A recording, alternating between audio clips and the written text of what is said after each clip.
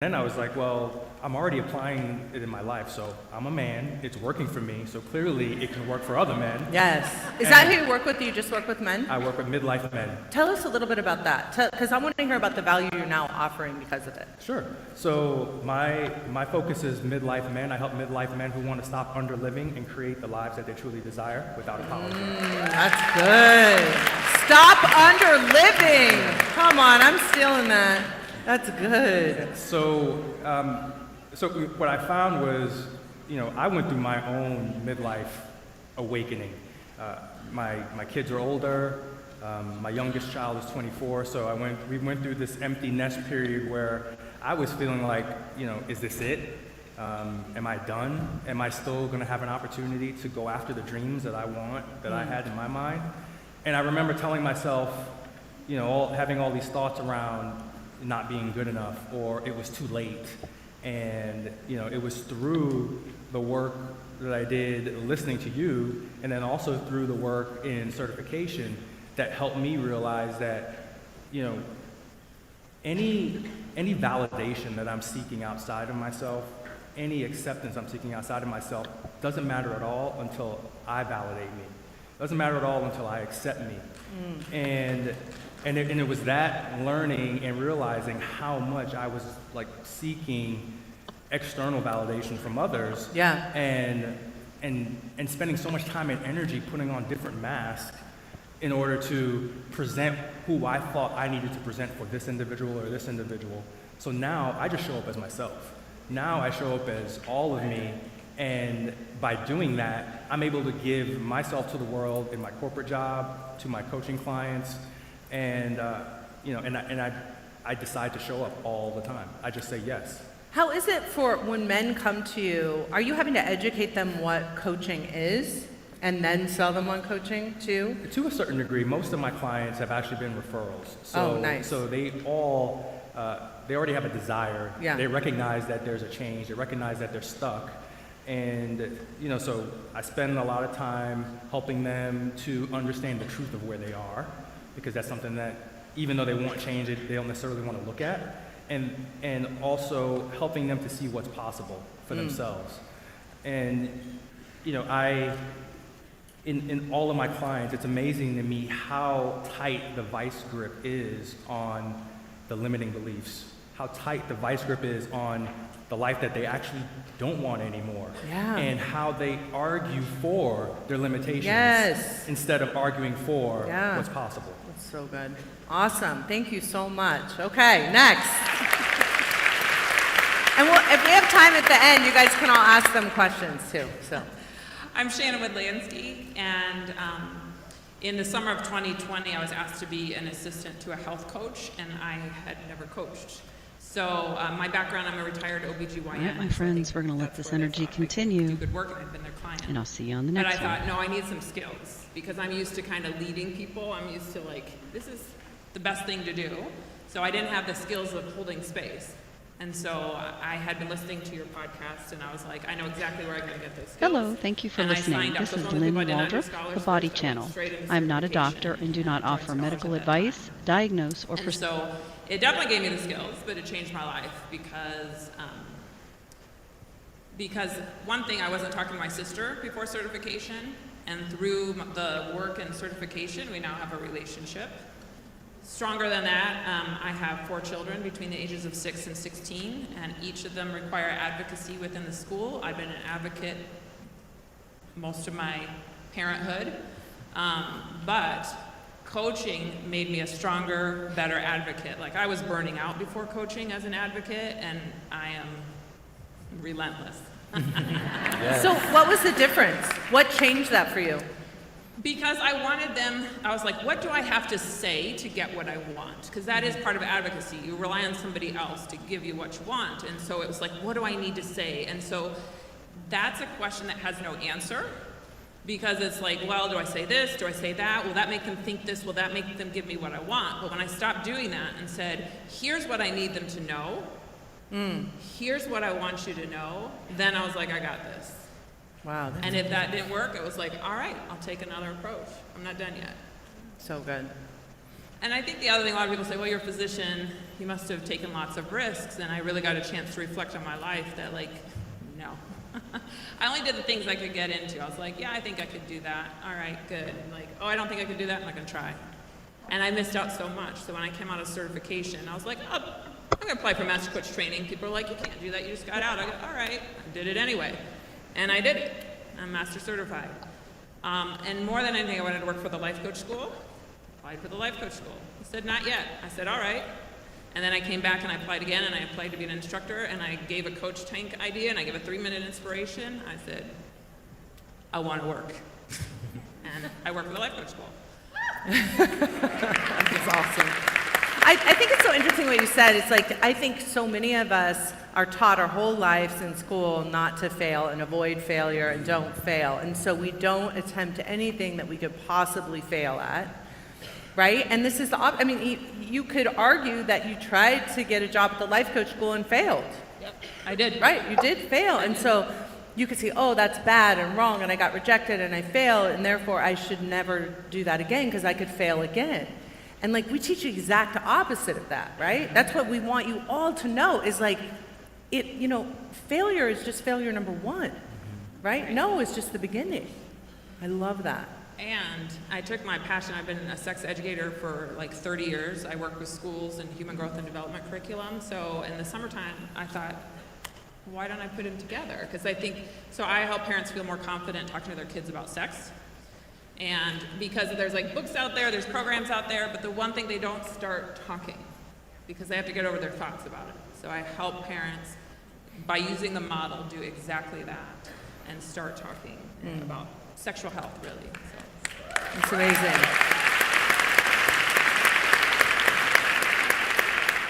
It's so good. I think that, like, one of the things that we do, somebody had asked during the VIP lunch, like, how does making an offer, how does offering my value to the world make me grow? Right? Because, and I didn't want to give her the answer to that. I wanted her to come up with her own answer about it, because you can see how even through the transformation that you went through, going through coach certification, going through the coaching with us, that all of a sudden you're willing to make offers here and there and here and there for your services, basically, and for your work to the world.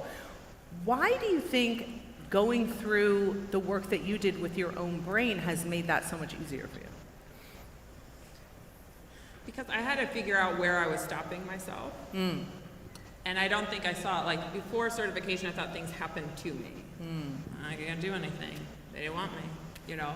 And so through that, I began to realize, like, I have more power, and to start recognizing. So, like, one advice I have is, like, do your models every day. Like, they truly change your life to be like, oh, my goodness, like, that seemed like a simple thought. It seemed like a harmless thought. And then it's like, oh, but this is what it's creating. And so I have that desire. I see how it changed my life. So I'm like, what else can I become aware of? What else can I change? And I think my kids benefit from it, to be quite honest. They're trying new things. They're taking risks.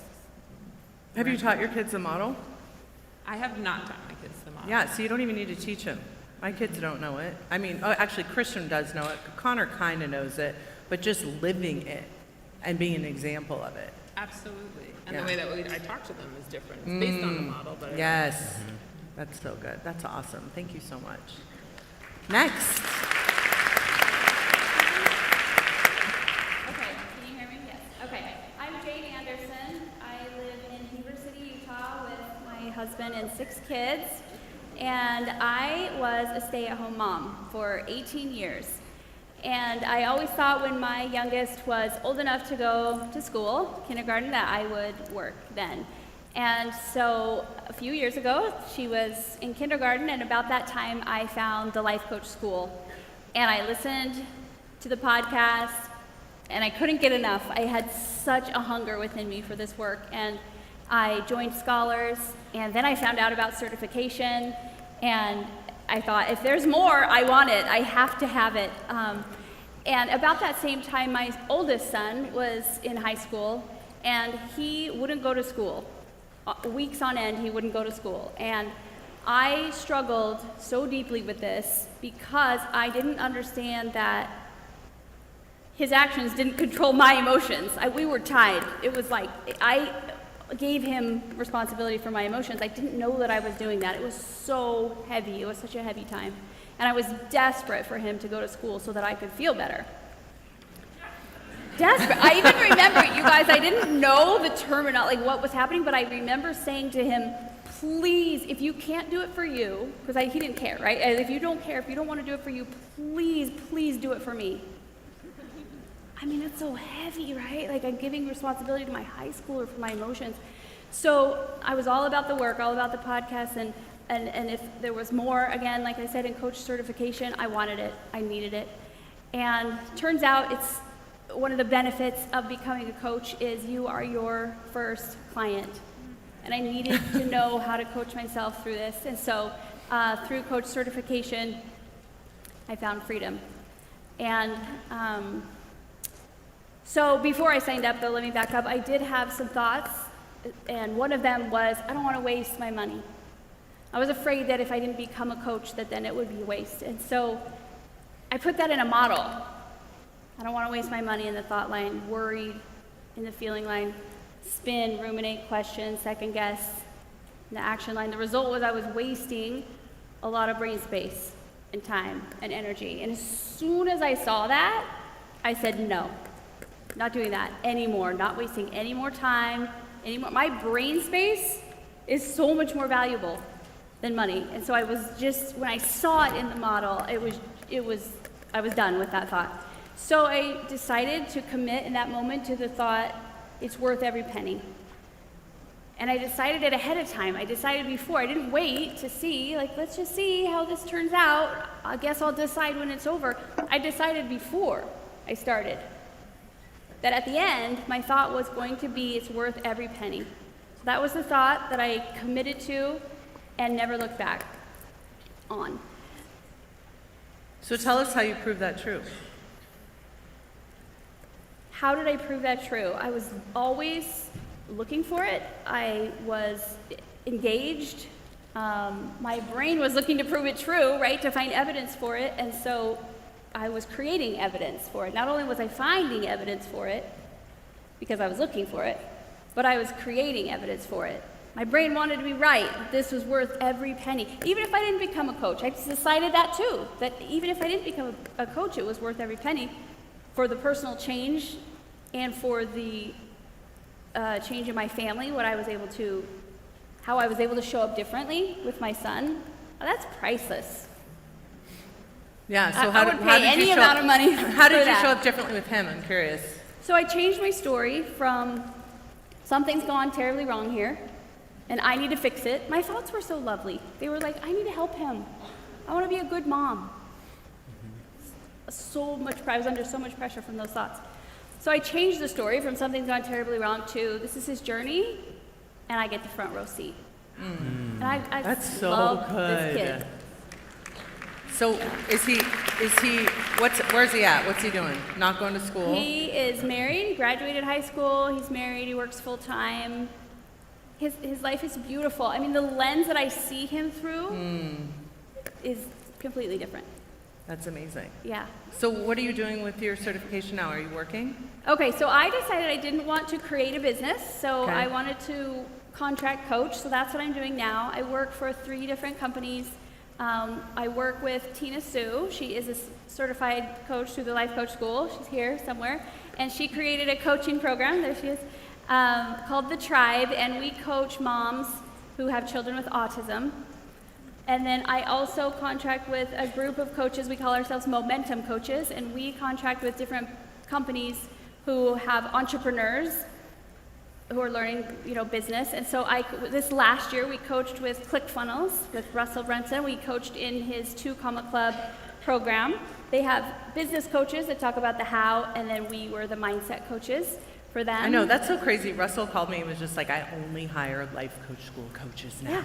It's like Yeah. so awesome. I Yeah, love this it. group is all Life Coach School certified coaches. And we're contracting currently with Allison Prince. She teaches e-commerce. And again, they have business coaches there, and then we come in with the mindset piece of it. All life coach school, certified coaches there as well. And then I also contract with the life coach school, and I am a coach within Get Coached and Scholars, and I'm a mentor in the Ask a Coach written forum, and a private instructor for the coach certification one-on-one private calls. This is so amazing. Like when she's talking, I'm thinking about this. Like I just get like chills thinking about that. I coached Tina. I made an offer to Tina. Tina became a coach. Tina's business becomes so big that she has to hire another coach that I also train that's now working for Tina. And that doesn't even talk about all the people that they're affecting as their clients. That is so cool. Thank you so much. Yeah. Amazing. Yeah. Okay, next. So, hi, I'm Aaron Jacobs, Storied Coaching, and I was thinking about how to talk about this, and I really just think that for me, it impacted my personal life so much, and that's why I started with Self-Coaching Scholars and how it's affected that life, and then from there, it helped my business exponentially grow, and that they keep How did it affect helping your each other personal grow. life? Let's start there. Well, I was a hot mess. Like, I thought I was doing real well and keeping a lid on everything, but I was having 6 glasses of bourbon a night. I was buffering left and right with alcohol, with overworking, Yeah. with my business that I wanted to grow. Like, it was everyone else's fault that it wasn't growing. It had become a jobby instead of a real thing. And the easier route was to hate consulting, but keep doing it because it paid well in the tech sector, and hating the commute 2.5 hours back and forth each way and not having time with my family, and it was everyone else's fault. And found your podcast, enrolled in Scholars, all of a sudden found ways to reduce the drinking and then eliminate it altogether. And what else can I do? Oh, I'd like to lose 25 pounds. Oh, let's do that. Let's become an amateur bodybuilder. Okay, let's do that. Like, Nice.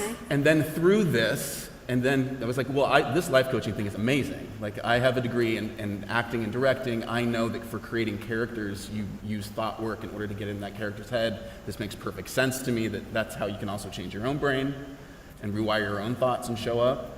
And so I went through the training program. It was amazing. I absolutely checked on everything. Every single other coaching program there might be, what is included, do they help support your business afterwards, all of those things.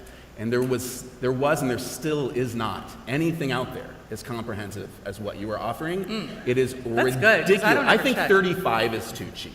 Okay, for the value that I've gotten in my business, I've earned over $1 million between my coaching Let's and go. Good my job. production company.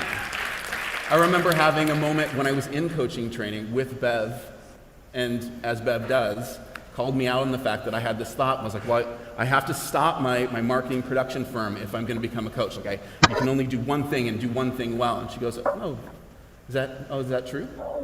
In that very Bev way. It's like, damn it, Bev. And so now the coaching has helped my production company and my business grow, and that you called me up on stage at one point during one of your business masterminds 5 years ago, just to tell people a couple things about video and how they could show up better on camera Right. to make better coaching videos. And then all of a sudden that became a thing. And so I created a program for some of my corporate clients, and all of a sudden Microsoft is buying hundreds of seats in my coaching program to learn how to sell things better on video. Love it. And then It's from there, amazing. it's amazing. It keeps doing yes and. That's like a rule in improv. It's like, how can you positively come and say okay, there's this, but yes and, what else could there be? What else could there be with possibilities? That's so interesting, because don't you think, for me, coaching too, it's it just made me say yes more. I think we're trained to say no. Oh, that's not for me. Oh, I hadn't thought Or about I have doing enough. that. Yeah, I shouldn't ask for exactly. any more. That's Yeah. amazing. I love it. Awesome.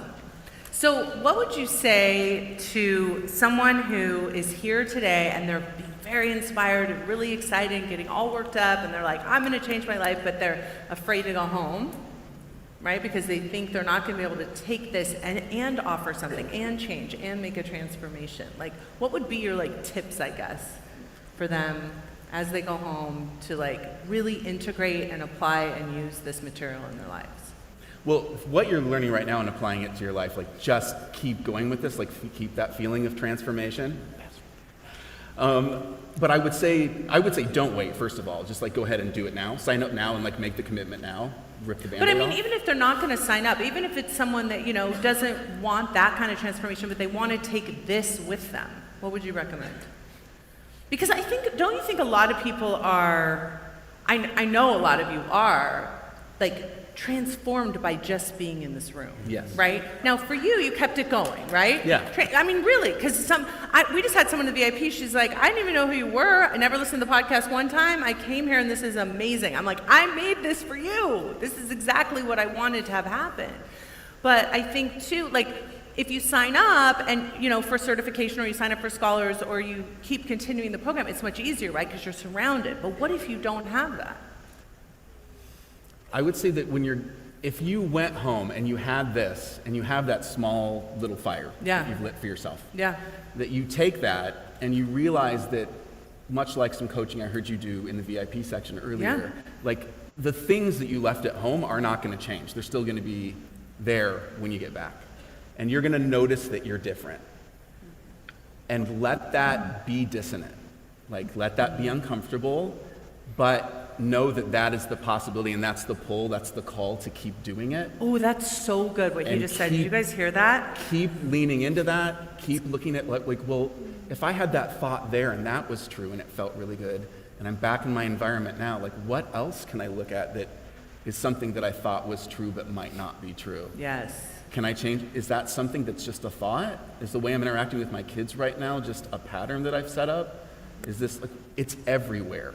And that in itself can be a little overwhelming, but you can take those one thought at a time, one model at a time, and get to where you want to go. That's so good. What he said that's like so powerful is like you're going to go home and be uncomfortable because you have changed, right? And so it's like if something has to give, it's like that change back, or are you going to change your environment to support you? That's really amazing. Awesome. Thank you so much. Absolutely. All right, girl, what you got down there? Hello. Hello, everybody. I am Dr. Sonia Wright. I am a medical doctor, a sexual counselor, a master certified life coach. And I've also worked in toy stores, sex toy stores. So I bring that all together.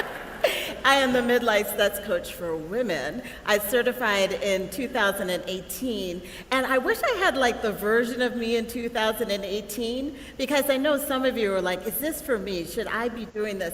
And if we went back and talked to Dr. Sonia, I wasn't even Dr. Sonia then. I was a doctor, but I wasn't Dr. Sonia.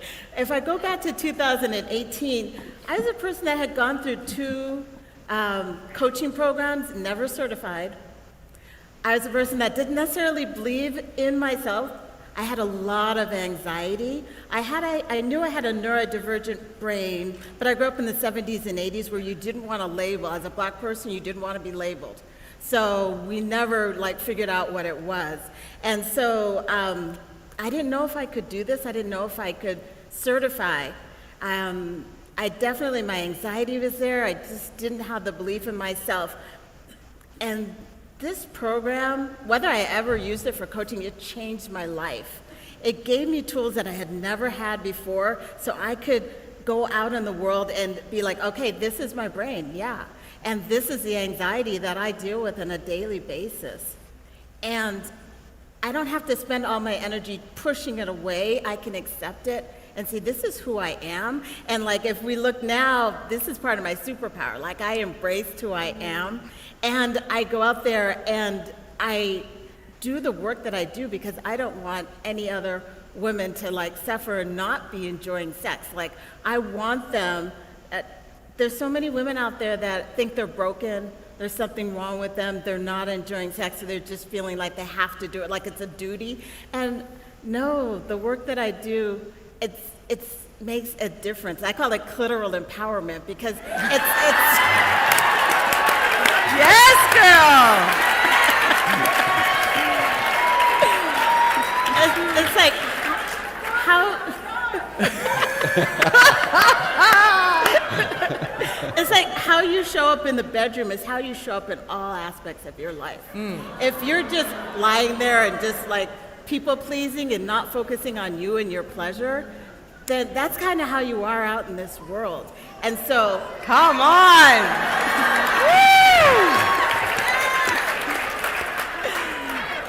so this work is so important. And Brooke, I just need to thank you because you gave me a mission in March of last year, and it was to find joy. Because I was just doing the doctoring thing and bringing it into coaching, and just pushing myself and not finding joy. And you're like, no, it's time to find your joy. The time has come, Sonia. And I kind of stopped what I was doing. I reassessed what I wanted my life to be like, and I went out and I created that, right? I have my coaching. I started another business in my radiology, and I do that business too. And I found the partner of my life. I just got married last week.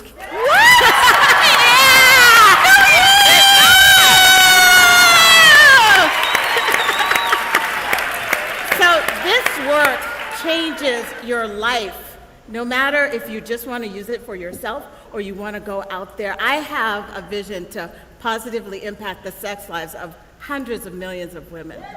So think of it like, Brooke, you are going to be there impacting the sex lives of millions of women, right?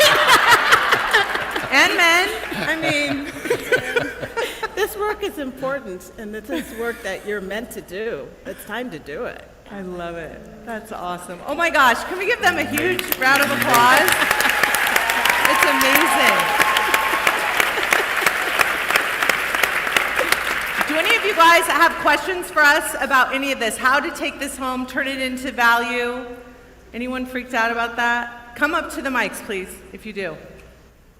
Go ahead. Hello, I'm Rosalinda.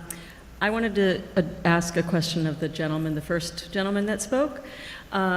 Thinking about my husband, because you're a coach for men, yeah?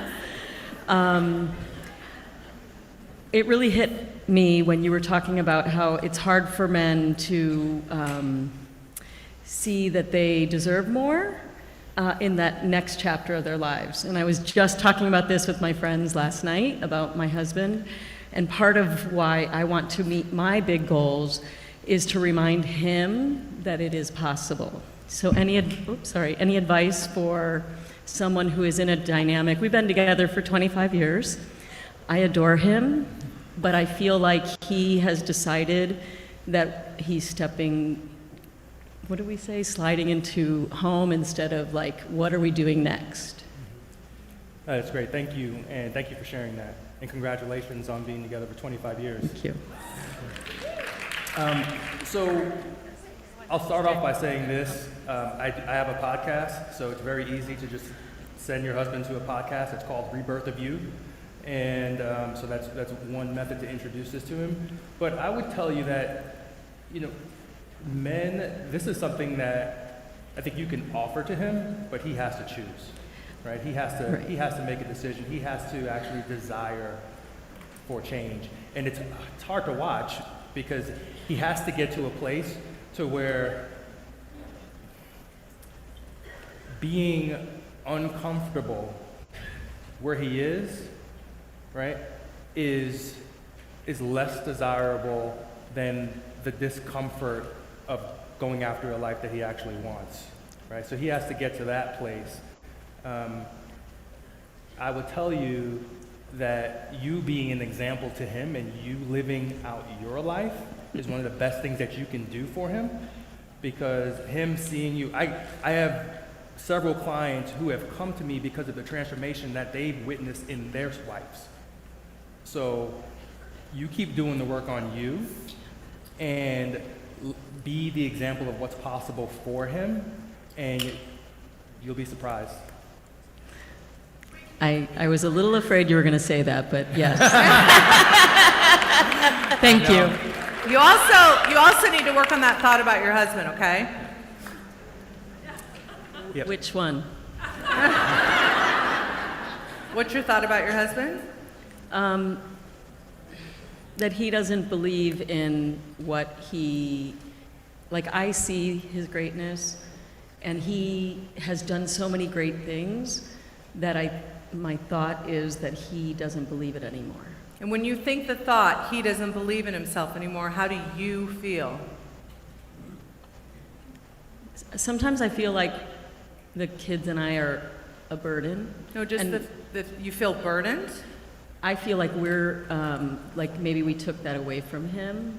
But and- you have to make sure you connect the feeling to the thought. When you think he doesn't believe in himself, how do you feel? When you think he doesn't believe in himself?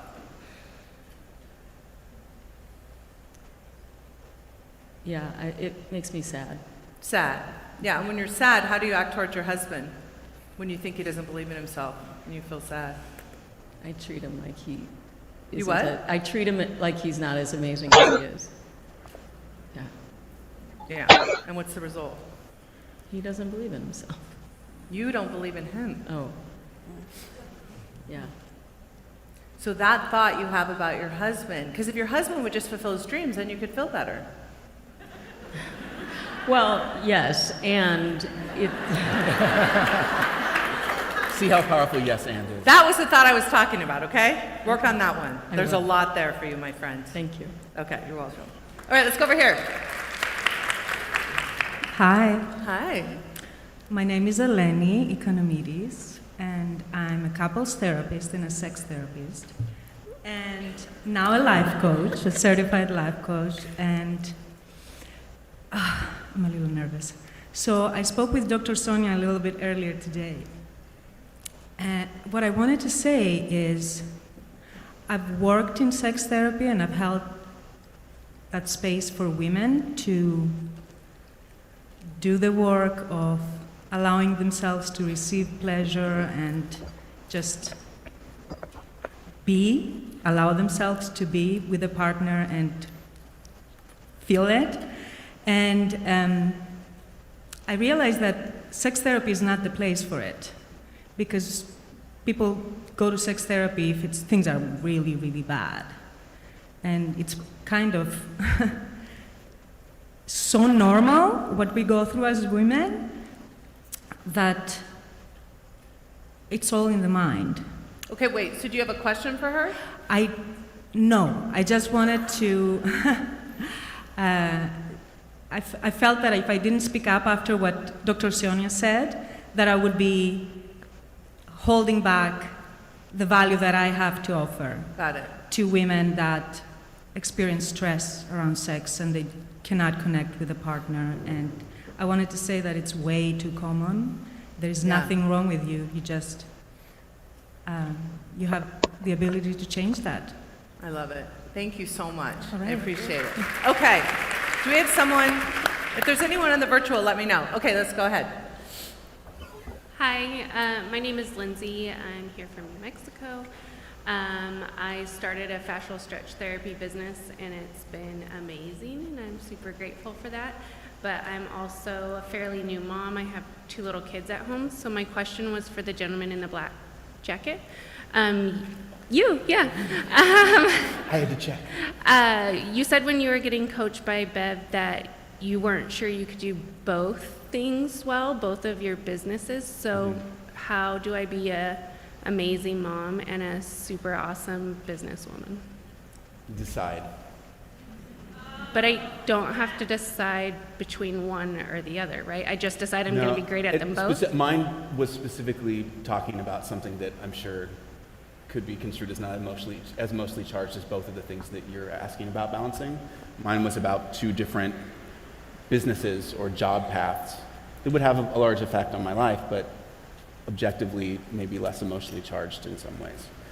And there's almost this thing in the zeitgeist of like, if you're really being empowered and awesome, that you cut out everything in the peripheral and you just concentrate on one thing and you triple down on that and you keep doing that one thing.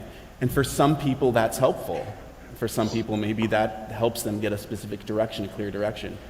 I loved owning a production and marketing company, but it wasn't doing well. But I had a lot of excuses of why it was doing well. So I had to get clear through coaching that I was making excuses of why it wasn't growing, and it felt really nice to quietly quit on myself on that business and then just do the coaching and almost hide in coaching, which wouldn't be a very clean way to go about that. It would have been maybe easier, but I probably would have taken some of those problems with me in my new business. Yeah. And so I made the choice that like, no, I'm going to have both of these things kind of in a holistic or synergistic way help each other grow. Me being a better coach and being clear on what I want is going to help the business grow, and the business will grow, and that will reinforce my future self and what's possible for me as to grow the coaching practice on the other side. So that was kind of where I was going with that. If you were looking at, in your own life, of choosing one or the other, I would just say, don't allow other people to tell you that you have to choose one or the other, or that that is like a fact. You can get clear on what you ultimately want. And once you're clear on that, if you want to make a choice, great. And if you choose both, your brain is really powerful and you can figure out a way to make it work so that you love it the way that that is. Okay. Thank you. Sorry. Are you chiming in? I like it. First off, you get to decide what it means to be a great mother. So that's the first thing I want to say. Yeah. Right?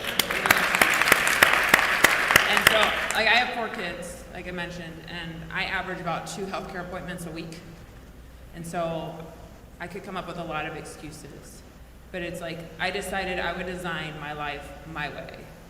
That works for me to do the things I wanted to do. I defined what great was, and that's how I did it. So sometimes we hear a lot, and this is, I think, what Aaron's kind of saying, a lot of have-tos. I decided what my have-tos were. They were really what I want to. So that's my advice.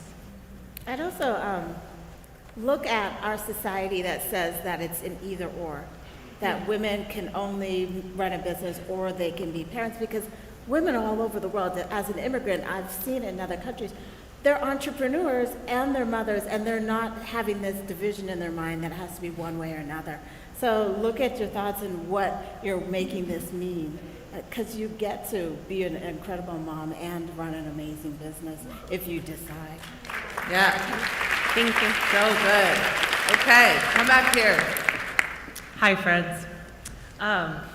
Brooke, 7 years ago, you changed my life forever. And it was a very simple $11 book that rocked my world. And so the decision today to do the coaching program was a no-brainer. I already trust you. Let's go. Yeah. Congrats. Thank you. I know that it's the next level for me, but my question for anyone on the panel is, I have a 6-figure business. I'm ready to level up, but I also have 3 kids in 4 different competitive sports, and the excuse that I've been using and that my friends have entertained is that, how can I add one more thing to my plate? It's full. It is, I am maxed out. But now is the time. And so how do I stay organized? How do I stay focused? How do I juggle the things and keep what's important to me close without giving up what I want to experience as a mom, as an entrepreneur, and growing? Yeah, I would definitely say that's why you need this, right? Like we say, I can't afford it. How can you afford not to, right? This is exactly what you need to figure out how you want to coach yourself through this and have more time. You create more time. It's amazing. Yeah. So congratulations to you. Thank you. Thank you. I would go to your future self and ask her how she did it, because she knows. That's so good. She does, and she always does, right?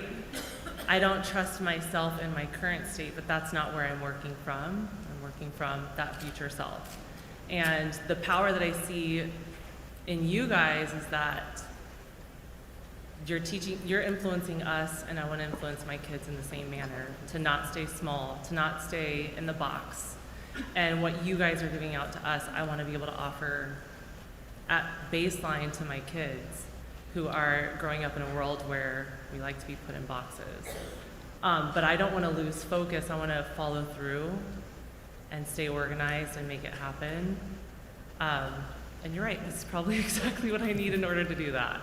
Yeah, for sure. The training is going to help you so much, but also you don't want to present yourself with a question that you already have a lot of negative answers to. Yeah. Right? Because you have a lot of doubt and fear about it. You can just switch, instead of asking yourself that question over and over and over, you can just give yourself a thought to think over and over, which I am doing both. And you really can do both. I did both. And I had competitive sports, Yeah, all of it, and yeah. I was building it, and I didn't have anywhere near the resources that, we provide in this training. I had to figure it all out. It's like, oh, it is possible, you can do it. Yeah, and in the workbook, one of the questions you asked was, what do you need now to be successful? And I wrote down in my workbook, I need a mentor, somebody who's blazed the path that can show me the way. And so it was a no-brainer.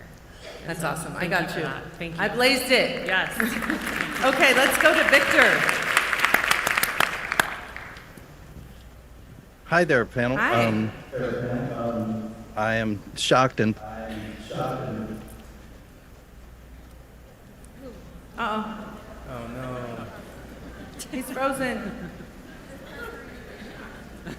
Maybe he's just really good Did at you say he was shocked? connection dropped. Oh, wait, now I can hear you. Sorry. Okay. We only heard that you were shocked. What are you shocked by? For years, I've known I've needed to do something along these lines. I had been in ministry and other things, and life is what life is, and I came to a place where I actually got a divorce from a very unhealthy marriage for years. And it's like I put myself in prison for years. And I know I need to open up the door, step out, and walk into the calling God has for me. And I know this is part of it. And so the question that I have for the panel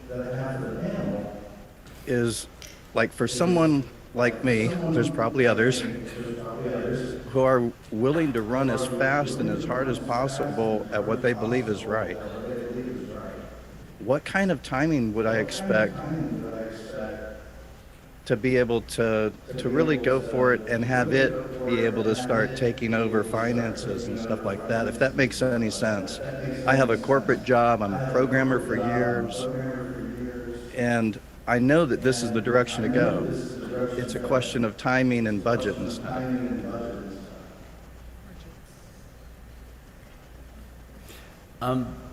Coming from working in the tech corridor and working with a lot of people like you and being a consultant as well, like I absolutely get where you're coming from and the fear that you can stoke for yourself around, yeah, but will it work? And it's the safety that you think you have in having a corporate job and working for a company, that's it's a thought. And you know it's a thought. Look at you. Look at your face. You know it's a thought. I know. There is no safety net there. No, People there have isn't. just bought into a thought that there is. So if you are looking at the numbers as far as what you need to be able to make, only you can make that decision. My first goal was I paid $18,000 at the time. I want to make that back within X amount of time, and that was my first goalpost. Right. And then after that, it was, okay, how can I supplement that and go from there? Everyone's situation is going to be different. You might want to look at not having a full-time programming job, but there might be consultant work that you can do for a certain amount of hours, and you keep it there. That way it still keeps you hungry to grow your coaching business. There's lots of ways to go about it if you're looking at it. My brain works a lot like yours. It wants to have a logical, like, I do this, I do this, I do this, and then I'm there.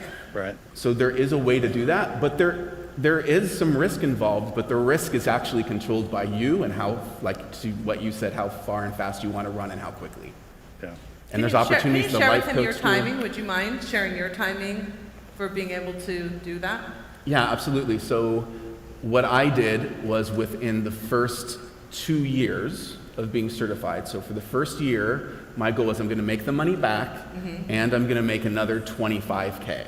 Okay. That was your goal for the first That year? was my Yeah, first- and you were still working in another job, or was this I was full-time? still working as a Okay. consultant Okay. at tech companies. So still working. Okay. And then what I did was in my head, I had this image of me standing on a plank or like a seesaw on a children's playground, and that I was going to slowly but surely take one weight off one foot and start balancing out towards the other one until I got to the point where I could tip it all the way on the other side to stepping into my full vision of running my own coaching practice. And so that's the way I did it. There's lots, you've heard from different people here from all walks of lives that have found different ways to do it as well. please trust yourself that you will figure it out if you decide to go all in on yourself. Would you say on average? Would you say on average that it took y'all a year, or I know it's going to be different. I know you want an answer with a number attached at the end, because I'm you, and I totally get it. It doesn't I always exist. want to give an answer, though. I always want to be like 3 months. Yeah. Average 3 No months. problem. And then you know he'll do it. Awesome. And we're like, we were lying. Did you want to offer? Go ahead. I was just going to say I got to pay back within the first year. So Wow. first year Okay. of being certified, was able to, get a full return on my investment. Yeah. Well, thank A y'all lot for of your people do it time. a lot faster. Yeah. That's true. Some people do it slower, yeah. It's just about you deciding to do it, and it can look any way you want it to look. I think sometimes we get this idea that there is this prescribed path. Right. Your journey is yours. No one else is going to have a journey like yours, right? So no one else is going to be able to tell you. You're going to figure out what your journey is when you get there. Thank y'all for your answers. Yeah, good. Thank you. Okay, let's go over here. Hi, can you hear me? Nope. Hello? Hello? Oh, we need a mic. We need a mic turned on. Hello? There we go. Hi, my name is Vesna. I'm a health and nutrition coach for women, helping them connect to their feminine sacred through their cycles. And I came in here with lots of questions, and the model just works, so it's so effective. Thank you, Brooke. I have a tactical question that I hope helps other coaches or anyone that's interested in going to coaching from each of your examples, if you would share. What are some things that you've invested in yourself so that you can show up 100% holding the space for the clients? Because I think we give a lot, and that's why we're in this industry. But what are maybe some practical skills that you can share that you've learned as you've grown that help you still show up 100% and continue to give to your clients? I think I heard the question. What do we do that helps us show up for ourselves? I coach myself every day. So I do exactly what I do with my clients, with myself. I do a brain dump, I take it all out of my head. What am I thinking? I pick a sentence, I put it in the model, I take a look at the result, I ask myself, I just get curious, I don't judge myself, I just ask, it's interesting. Sometimes I don't even solve it, I just go, wow, okay. We move on, right? It helps me let go. Other times I say, we need to pick a new one, let's pick a different thought, let's release that one, some of the things we've talked about today. That's a practice that I have every day so that I'm taking care of myself and I can show up clean for my client. On top of that, I coach myself, but I also get coached. Because there's just certain things I can't see. I always say it's like, if I try to look at myself right now, I can't see everything. But if I stood up and turned around, you could tell me what I'm not seeing. Oh, that's good. Thanks. No, but I do. I get coached every week. I meditate, I exercise, and I read. I love to read. So I do things that I love. So good. Thank you. Okay, let's do one more. Over here. Hey, Brooke. Hey. Dr. Lulu here, the one and only. So officially now I'm a doctor and a coach. Thanks for yesterday. Let's go. My question is, how do I sell myself on the value that I provide and then the over-deliver part of it? Since I'm working with parents struggling with accepting their queer kids, where's the over-delivery? Because ultimately, the price that we're trying to pay is the life of a child.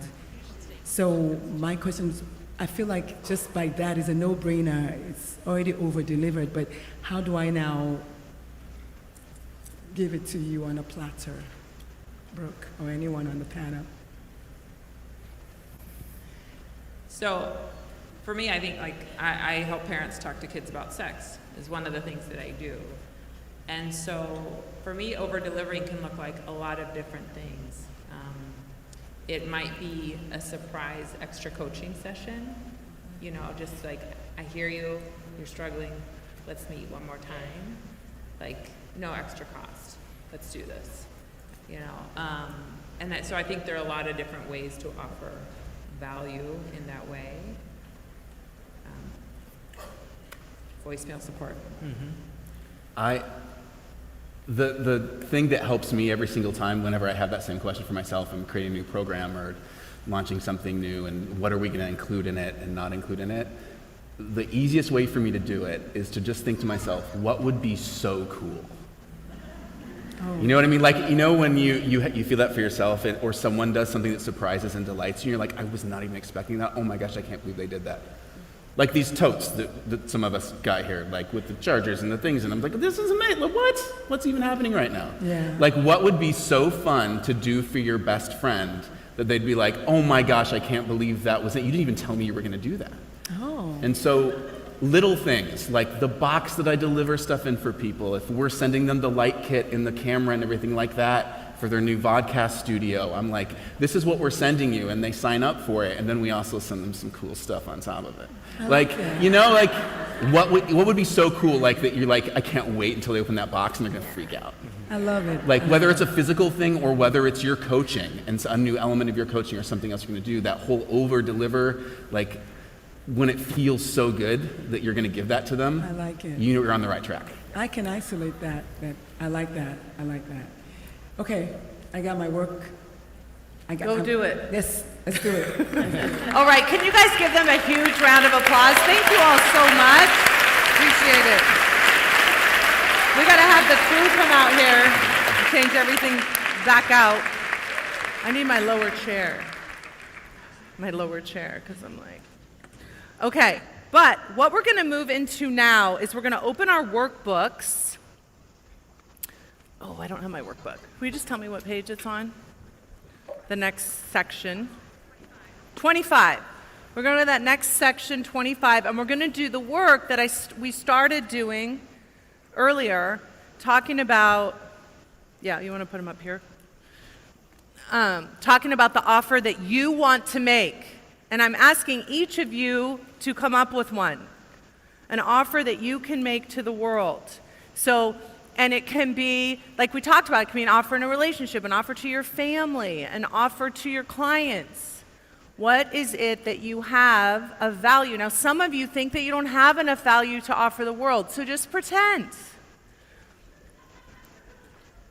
Pretend that you're a valuable human being and that you have something. What would it be that you would offer? And so we want to put the timer on there. Let's put it on for 10 minutes. And let's do this work on making this making your own offer to the world. Hi, virtual friends.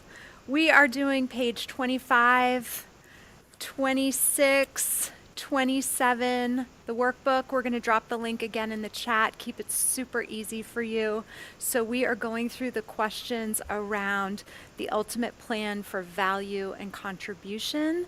10 minutes to get all those thoughts out of your brain and on paper. I'll see you soon.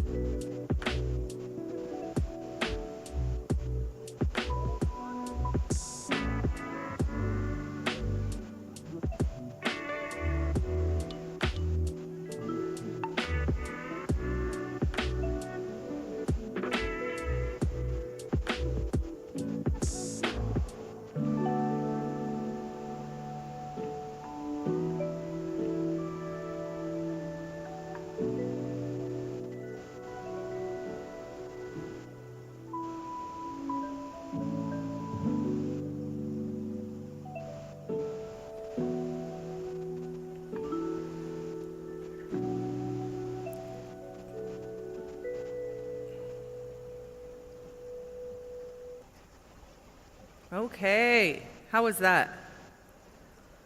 Good? Bad? Great? Amazing. How many of you haven't thought of ever offering anything to the world consciously? Is there a lot of you? Yeah. Isn't that wild? Shouldn't we ask kids that? What if we said to little kids, we're like, you have so much to offer inside of you. You just need to discover what it is and then offer it to the world. Kids would be so interested in learning about themselves. They would be like, I got to go inside and figure out what amazingness is inside of me. It's just such an easy thing to tell them that we don't. Okay, what do you have over there? You want to get coached? Yes. You have questions? Talk to me. I'd like to get coached. Okay. I'd like to come to the stage. Well, come on.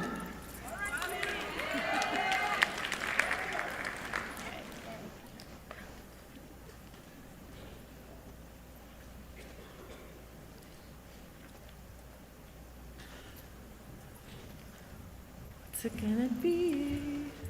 Look, come on now. That's why you wanted to come up here. You don't even want to be coached.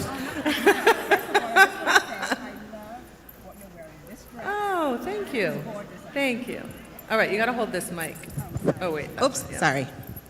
You guys can hear me? Yeah, they can hear me. Okay. So, my name is Kwavi. I coach women in their 50s, 60s, 70s, and beyond to rediscover their purpose and passion so that they can live their best lives in this youth-obsessed society that we live in. So,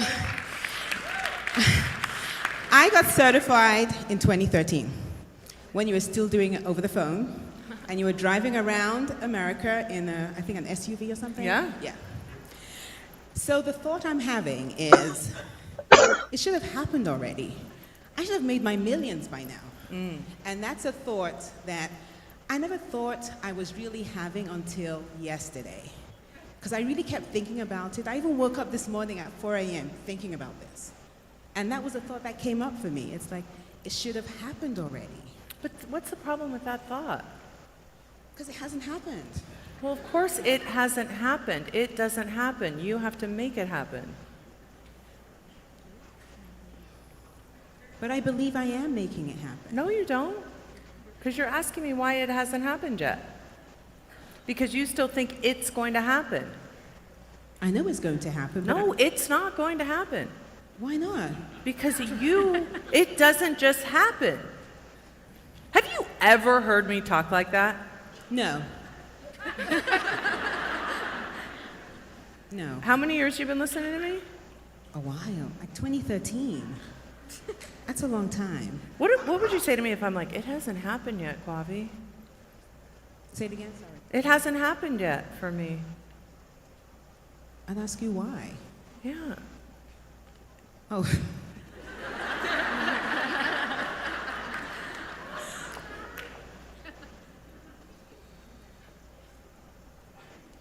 So you're asking me why? I'm not really asking you why. I just want you to see that your whole perspective about it happening is the reason why you're not making it happen.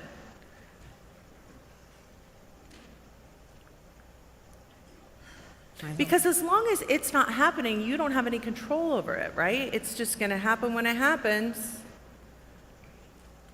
Even though I'm putting the work that I believe I'm doing to make it happen. But it doesn't matter. You putting in the work that you believe will work and then waiting for it to happen is not how it works, right? You have to create the result that you want. There's a huge disconnect from, I haven't created this result yet, which is what's true, versus it's not happening yet. Okay. It pulls all the power back to you, and then you have to stop being puzzled. So that thought makes me powerless. Yeah.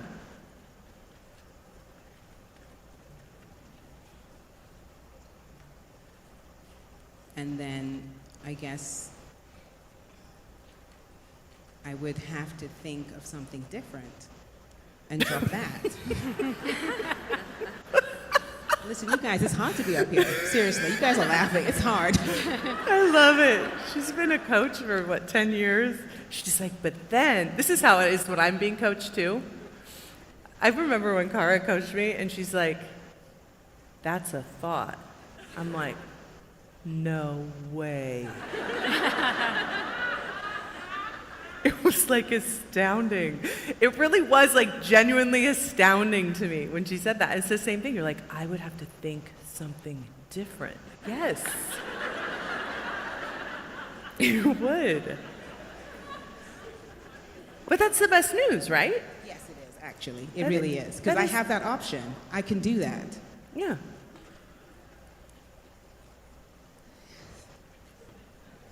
I can do that. And you shall. Oh, I will. Yeah. It's kind of like when I just coached someone that we all know very well that I said I wasn't going to mention her name, but I will later. And when somebody says, this isn't selling well,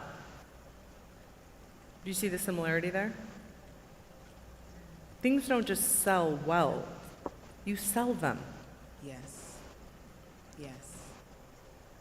So it's like, if something's not selling well, I'm like, oh, that's not selling well, versus I'm not selling it well. Because I love the news I'm not selling it well, because then I just need to figure out how to sell it better. But if it's not selling well, it's its problem. And I can't do anything about it. See the difference? Okay. Okay, you're done. Come on. Give me a hug. Get out of here. So good. I love that. Thank you for demonstrating that. I know that you think it all gets easier and better and you get smarter, but you don't. When you're coaching yourself, it's just like, what? This is hard. All right, let's go, Joanne, on virtual. Hi. Hello. Can you hear me okay? Yeah. Thank you. Thank you so much for this. It's been great. And I feel like just going through the exercises that my mission and my voice is clear, but I have like these conflicting thoughts. So I am a psychiatrist and I'm also a coach, and I have this big mission of helping other physicians and lower the stigma that we have about mental health and getting help using my knowledge as a psychiatrist for education, but then using all my coaching tools. And that seems very clear to me. But then, you know that person who said my husband makes all the money. So I had that thought and I actually liked it, but now I'm divorced. So now I have all this drama, like I missed my chance, or I know that I have to do less of being a doctor to be more of a coach, but then I have like all these mental blocks of that would be irresponsible. I have all these responsibilities now just by myself because I'm divorced, and all the drama that comes from Okay, there. listen. You don't have mental blocks. Mental blocks aren't a thing. We just call them sentences. Okay? So when you say mental blocks, that seems like very intimidating. We don't know what to do with mental blocks, right? But if you just have a bunch of sentences that are in your way, now we know what to do. What do you do with sentences that are in your way? Yes. And I know how to reframe them, and then they just like come back. Like, I don't know, it just feels so heavy sometimes. But their thoughts feel heavy. That's it. They're just sentences that feel heavy. But when you group them all together and make them into mental blocks, and then you say them all at once, and they become the reason why you can't do it. When you just take them one at a time, they're just innocent little sentences. They're not trying to hurt you. I like to think about the sentence, you just lay it in your hand and just look at it. And you decide, do I want to believe you or not? So when you say what you're trying to do is do less doctoring and more coaching, did I understand that right? Yes. Okay. And your current main power sentence is, I have a lot of mental blocks to doing that. Yeah. Okay. But, or it's hard to do that. Those are just sentences, right? And I also have like, I am really good at this. Like, I love coaching. I feel like I am uniquely qualified for it. I have good things that my clients tell me, and then this other one just comes and wants to take over. Yeah. But just it's always going to be there, and it's always going to want to take over. The question is, will you let it? That's it. And how much time have you spent thinking of thoughts that really serve you in making this transition? And how often are you committed to thinking and believing them? Yeah. And no, and I've been. No, that's a question. Yeah. How often? Daily. So, yeah. I need to do it more. Yeah. You're not doing it daily? You're not thinking thoughts on purpose daily to help you make that transition. I can tell. Yeah. Yeah, I think I'm not giving it the equal time, like you say. Right. Right. So, and that you have to give it equal airtime, and you have to be committed, and you have to be not just committed to doing it, but committed to believing it and to thinking it over and over and over again. And when the negative thoughts are said so easily, see, this is what happens. We get so used to the negative thoughts, they become comfortable to us, and they just roll off the tongue, which they did so easily for you, right? But when you start really trying to focus on the positive thoughts that support you, and you start creating new models for yourself that you can believe in, those negative, more negative thoughts don't seem so natural anymore. And so you have to give that effort. And listen, it's not the effort of hustling in terms of work, it's the in terms of believing and committing to those new thoughts that you're thinking. Yeah. Yeah, and I like what you've been telling us of fuel the desire and have that be a power there to sit with the good emotion of the positive thoughts rather than letting the negative ones win. Yeah. Yeah. And listen, you have, please hear me say this, you have to decide what to think. You have to decide what to think every single day on purpose. Do not let your brain decide what to think. It needs supervision. Okay? So decide what to think. You got this. It's all good. Thank you so much. Thank you. Thank you. Okay, let's go over here. Hi, I'd like to be coached. Okay. Can I?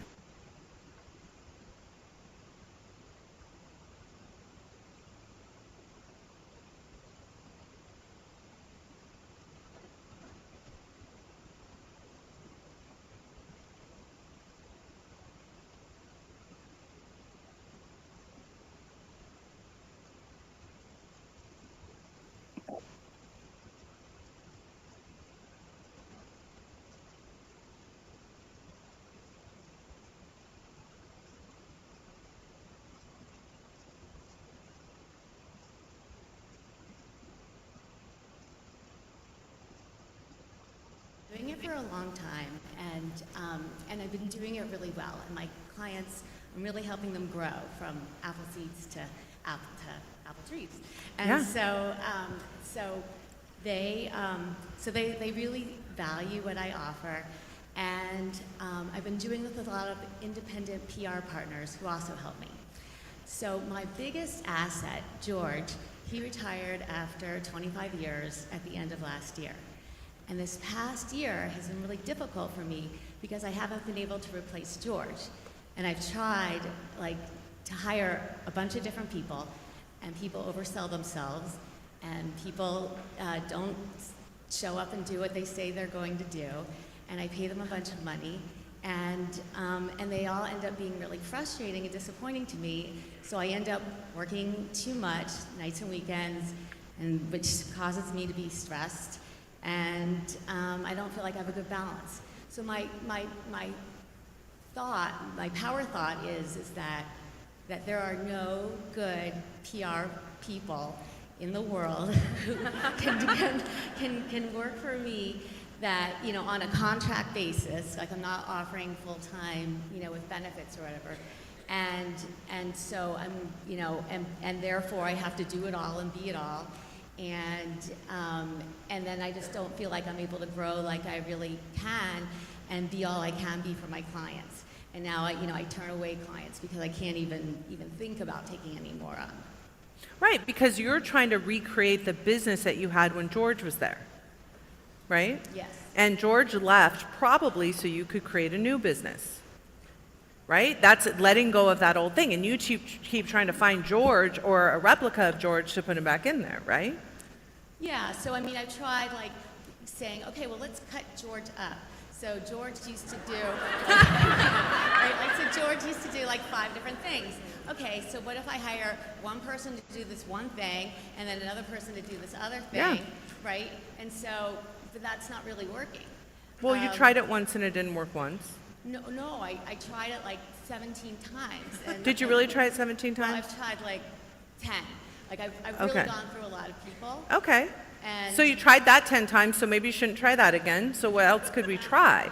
It's like reinventing until you can figure out what works for you. And it's going to be very hard for you to keep reinventing your business to make it even better than when George was there if you have this thought that there's no good people in the world. Right. Like I heard you say yesterday that one of the limitations to your growth with the school is that you were trying to also hire the right talent. No, my limitation for the school was my thought that I didn't have the help that I needed. Right. So then I was curious, like what did you do with that thought? Because that's what I feel. I feel like I don't have the help that I need. I changed the thought. And what's your thought now? Well, what I changed my thought to may not be Okay. what you changed your thought to. Right. So what I changed my thought to is I don't need any more help to go where I'm going. Okay. I feel like I do. Okay. This is why I didn't want to give you my thought. So, all right, so if I change my thought, because I was thinking about this last night, so if I change my thought to be there are so many people out there in the world who are, you know, completely talented and capable of helping me. I'm just not good at finding them so far. Right. Then how does that feel? That feels better. Right. And it shouldn't because it sounds negative, right? But it gives her all her power back. You haven't been good at finding the people. Right. So then I have a different dilemma, right? How do I find somebody who's good at finding people? Yeah. That's it. Really, that's how you solve problems, right? You take full responsibility for them and then you solve them. But you'll never solve them if you're blaming the people or creating a thought that there are no people in the world that can help you. Right. So then my next thought is trying to figure out who I can go to find the people. I mean, if you really believed that you would find the people that you need, how would you feel? I would feel really happy. Right. And then what would you do differently than you're doing now? I would offload a lot of the work that I'm doing to them so that I could. No, to find them. If you believed that they were out there and that you could find them, what would you be doing differently now that you're not doing? You mean, what would I be doing differently to find them? Or anything.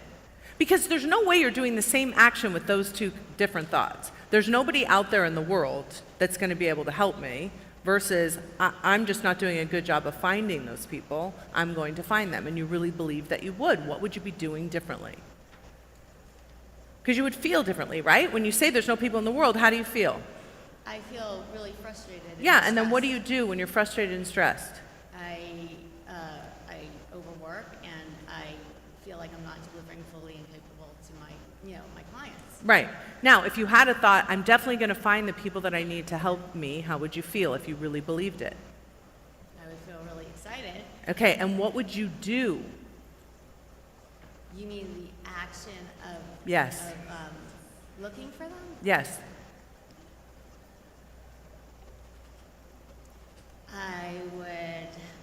I've already put out What would you do differently with that thought? If you're like super excited, you know that they're out there, they're amazing, they're so much better than George. Right. So I go find them. Right. Right. And you wouldn't like, if you didn't find them, you'd be like, oh, that wasn't them, that's okay, I just need to keep looking. Yeah. So kind of like dating. Right, just like dating. So basically, I have had like a year of dating the wrong people. You've had a year of a very bad attitude.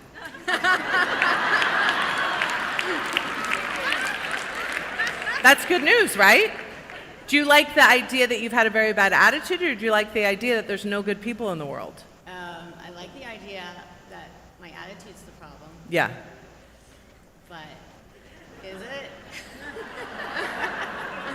Yeah. It's pretty bad. Okay. So change the attitude. They're out there. I'm going to find them. I mean, just even the way you say it changes your energy. Yeah. It's everything. Yeah. Okay. Listen, we all go through this. We all go through these periods where we grab onto thoughts and we make them real, but they're not real. You can't go find great people with the thought there's no great people in the world. You just won't. You're not even looking for them anymore. You're just doing all the work yourself because there's no great people. Why would you even be looking? There's no one out there to find. But if you really believed that there was someone out there to find, you would keep going and you would keep looking and you wouldn't be mad when you got the wrong person. You'd be like, whoops, that's not the right one. And you keep going. Yeah. I think I just need to think about it like that. Yeah. I think I've been so spoiled having such great people because it's not just George. It's another network of people that I use that I just thought it would be easy to, I'm glad that it's not easy. Why is it great that it's not easy? Why is it great that it's not easy? Because it's making me really appreciate George. Of course, it makes me.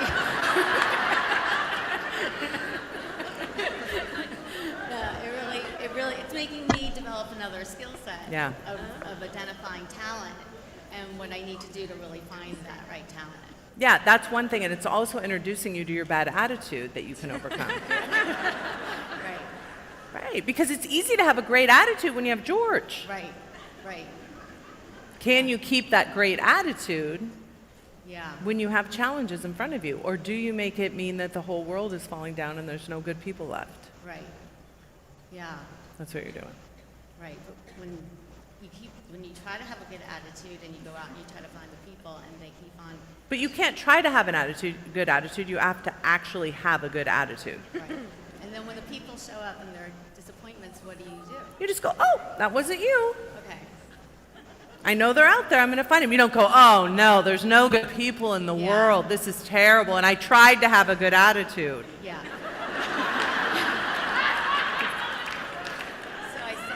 I say that there are good people out there in the world. There are so many good people out there in the world. Yeah, and I just need way better than George. And I just need to be like more just like on a mission. You need to just have one better thought. Yeah. There are great people in the world, and I'm going to find them. I'm going to find them. And you have to believe that. Yeah. And you have to practice believing that. Don't try to have a good attitude. You actually genuinely have to have a good attitude. Right. And Which comes from that's good. True. I just don't know where the heck they are. And I'm going to find them. Yeah, you're going to find them. You do think it's true that there's great people out there? Yeah. Yeah. There are. They're amazing people. You just haven't found them yet. You haven't been good at finding them yet. That's no big deal. You're developing a skill set on how to find great people. Once you learn how to find great people, then you can keep finding great people. Yeah. Okay. You got this? I do. Okay. All right, Well thank done. you.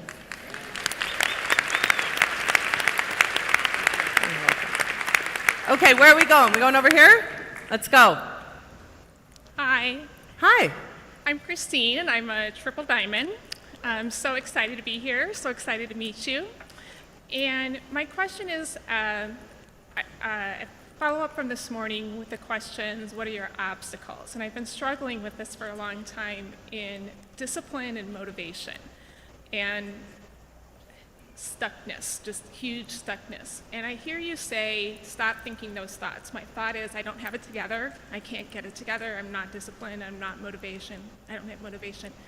I have a tremendous amount of desire, but I can't get it together. And so I hear you say, just drop that thought, stop that thought. And I don't know how to do that. I mean, But you I do. realize it's You ridiculous. do. If you tell yourself you don't know how to drop a thought, then you don't have to drop a thought, and then you don't have to do anything.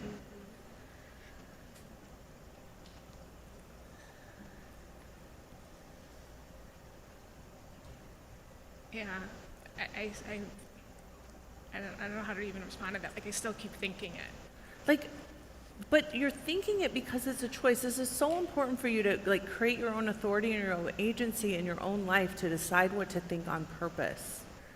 What do you want to think? I do have it together. You have it together. How much time in a day do you think you have it together? Not very much. Not very much. That's how you change a thought. You wake up, and the first thought you should think is what? God, I have it together. I just woke up. No, I Amazing. And then you go to the bathroom. You're like, I got it together. And then you go brush your teeth. You know what I have? It together. And then you take a shower. And each thing you do in the shower, you tell yourself that you have it together. And then the next thing and the next thing. You should be telling yourself that you have it together all day long. But what are you actually telling yourself all day long? I don't have it together. I'm late. I'm behind. It's all day long. Yeah. Yeah. So when you say to me, Brooke, the thoughts that I'm choosing to think all day are I don't have it together and I don't know how to just drop that, and you're not making any effort to think something else consciously on purpose, you can see the effect of the thought, I don't have it together. You run that through a model, you can see the result that you're getting. Mm-hmm. But if you do have it together, it's going to require more of you. You're going to have to show up bigger. You're going to have to take more action right now, this second. Are you willing to take the action right now? Fuck yes, yes. Yes. Yeah. Okay. Let's go. And listen, I just feel like if you're really serious about this. Oh, I will do anything. Yes, like this. You're very serious about this? I can't even tell you. Okay, Yes. so here's how serious you are about this. Yes. From now and the next 3 months, anytime you introduce yourself to anyone, you will say, hi, I have it together.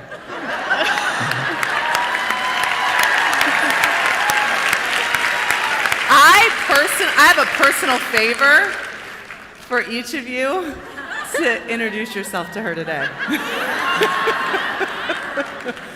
Seriously, can you imagine if every time you introduce yourself, every time you looked in the shower, every time you brush your teeth, every time you do it, you're just like, you have it together. I have it together. I have it together. I have it, and just walk around, I have it together.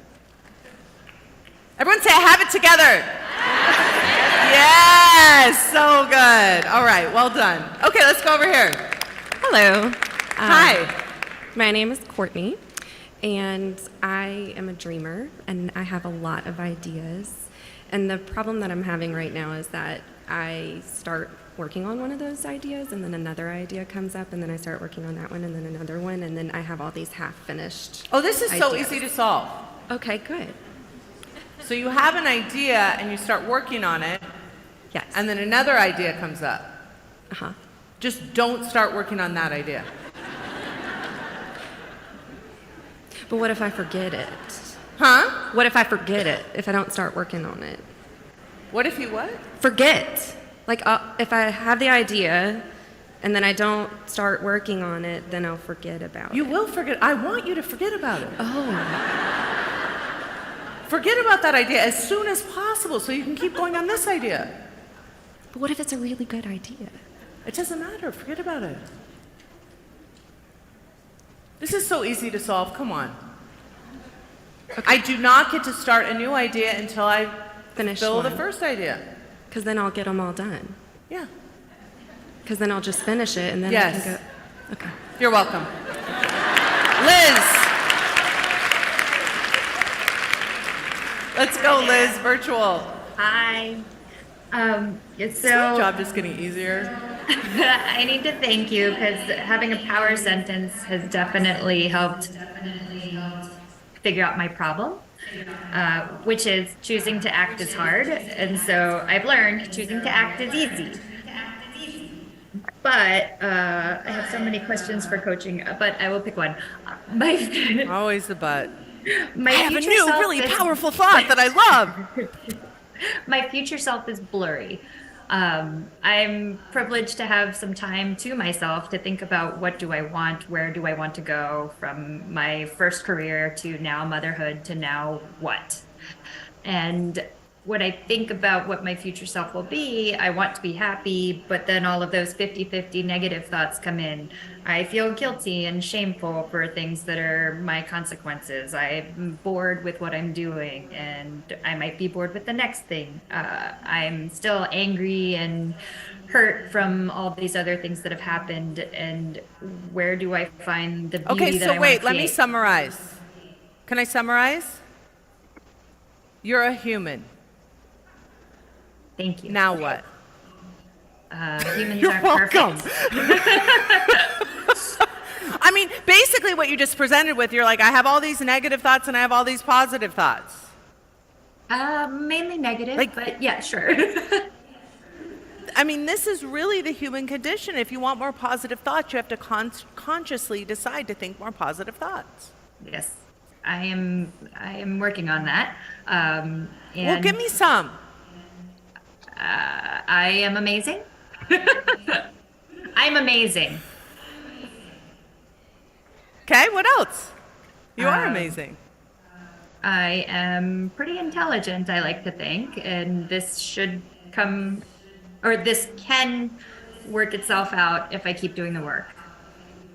No, I'm very intelligent. I will work this out. I will work this out. What else? I am passionate once I find that thing that is my purpose, and I will find my I'm purpose. passionate. I will find my purpose. Okay, do you guys notice this? This is really educational. Nobody like stalls and stutters when they're telling me their negative thoughts. They're like so well rehearsed. Like, I'm dumb, ugly, stupid, and awful. I'm like, tell me something positive. They're like, Notice that.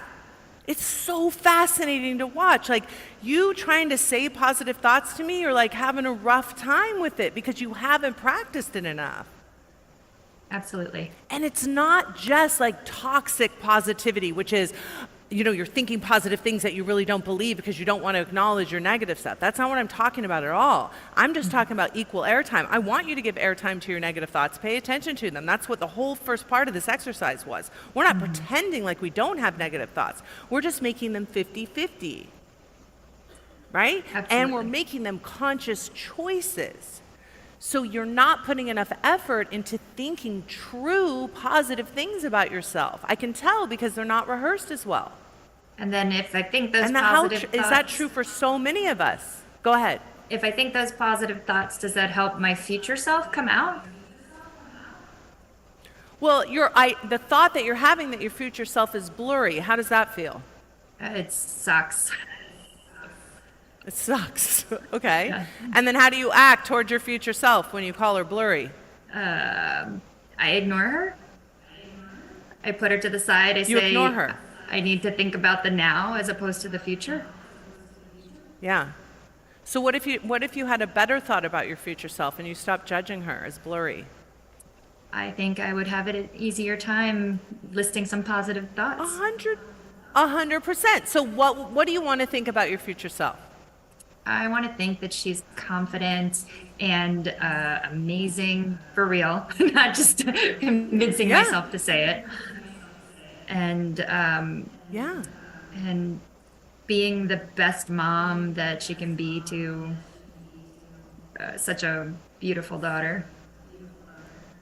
Yeah, like so powerful just to even watch you do this, right?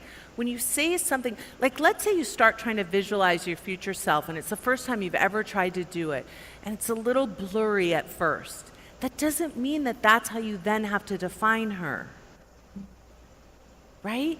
You just like give yourself a chance, and you give yourself the opportunity to believe beautiful things instead of immediately going and saying, this is a fact, she's blurry, then I can't listen to her, and I don't feel comfortable with her at all. You see the difference?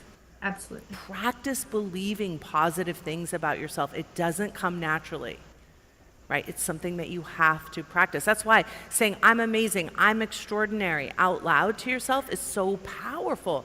And if it makes you feel silly, if it makes you feel kind of weird to say that, it's just because you haven't practiced it enough.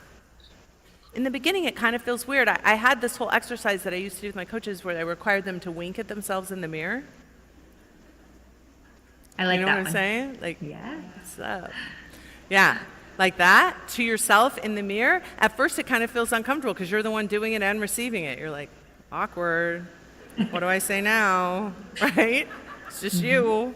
But then all of a sudden, you get used to it. You're like, oh, hi. That's literally what I do when there's a mirror in a public place. I'm like, oh, hi there. I can do it's that. so fun because then I'm like, oh, hi. I'm having just a great time with myself because I've practiced all of that. So in the beginning, it feels awkward and weird, but then you just get used to loving yourself really hard. Super fun. Sounds Okay? great. Do Thank more you. of that. Your I future will. self is sexy. How about that? Absolutely. Okay. Absolutely. I love it. Okay. Let's go. Hello. Hello. Hi. May I please come up to get coached? Yes. But this is the last one for a minute. So the rest of you can sit down. We'll do more, I promise.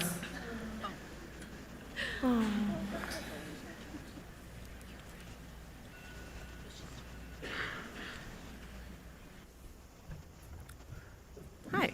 Hello. Thank you. Yeah. So I'm the one who came up before and said I'm going to make $1 million. And so when we were doing the office just now, I was looking at it and thinking, okay, so I've done one-on-one and I'm at full capacity as a coach, and I wouldn't like to go to one-on-one to $1 million. And so I remember hearing you say that Frank Kern was like, you should probably do a membership. And you were like, Yeah. okay, I'm gonna do it. So I was like hoping you'd be like, you know, you should probably like this to me, but obviously I know you're gonna coach me to make my own decisions. So I'm not expecting you to do that. I've seen that too many times. Oh, they can. Can you hear they me? can, Yeah. Is that better? Be louder, yeah. So I have employees and friends that tell me that they think about calling me, but then they already know what I'm going to say, and then they don't call me, but then they feel like they don't call me enough because they already know what I'm going to say. And so that's kind of like what just happened right here, exactly right? it, yeah. So what am I going to say? You're gonna tell me that it doesn't matter what I do. Mm-hmm. What else am I going to say? I'm curious. Oh. You're gonna tell me that I should try stuff and test it and go, that'll be how I get to $1 million. Mm-hmm. But that's not what I want to hear from you. Okay. What I want to hear from you is you be like, oh, the secret is... The secret that secret I is haven't for you told to do it. anybody else, but I'm going to tell you is what? What is the secret? We should find out right now. Oh, the secret? I'm pretty sure it's to do like a group membership. A group membership is the secret. Okay. I mean, it's good to know. Yeah, I'm glad. Yeah. Thank you for sharing that with me. You're welcome. So are you going to do a group membership? I guess so, yeah. Okay, good. And make $1 million? I'm going to make $1 million doing group membership. Yeah. Okay. Thanks, everyone. Thank you, Brooke. That's amazing. Okay, let's talk. What should we, do I even need to talk? What am I going to say? What's it going to be?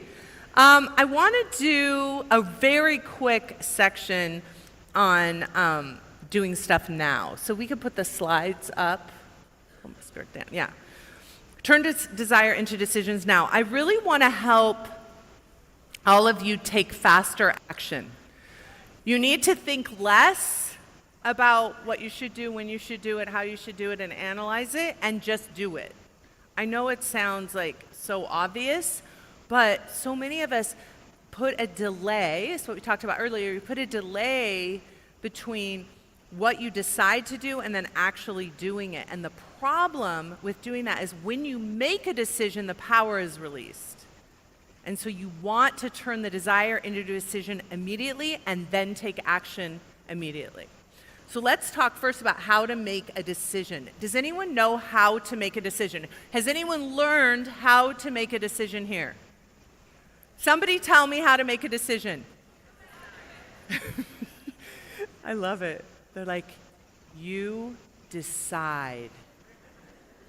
You make a decision by making a decision. Now think about it. How long do you have to think about a decision before making a decision? You don't. People think it takes a long time to make a decision. It never does. It always just takes an instant to make a decision. Now, what if you make a wrong decision? What makes it wrong? Your thought about it. So people are so afraid of making a wrong decision that they just live in maybe. The miserable maybe. How much time literally have you spent in the miserable maybe? I don't know what I want yet. I'm not sure.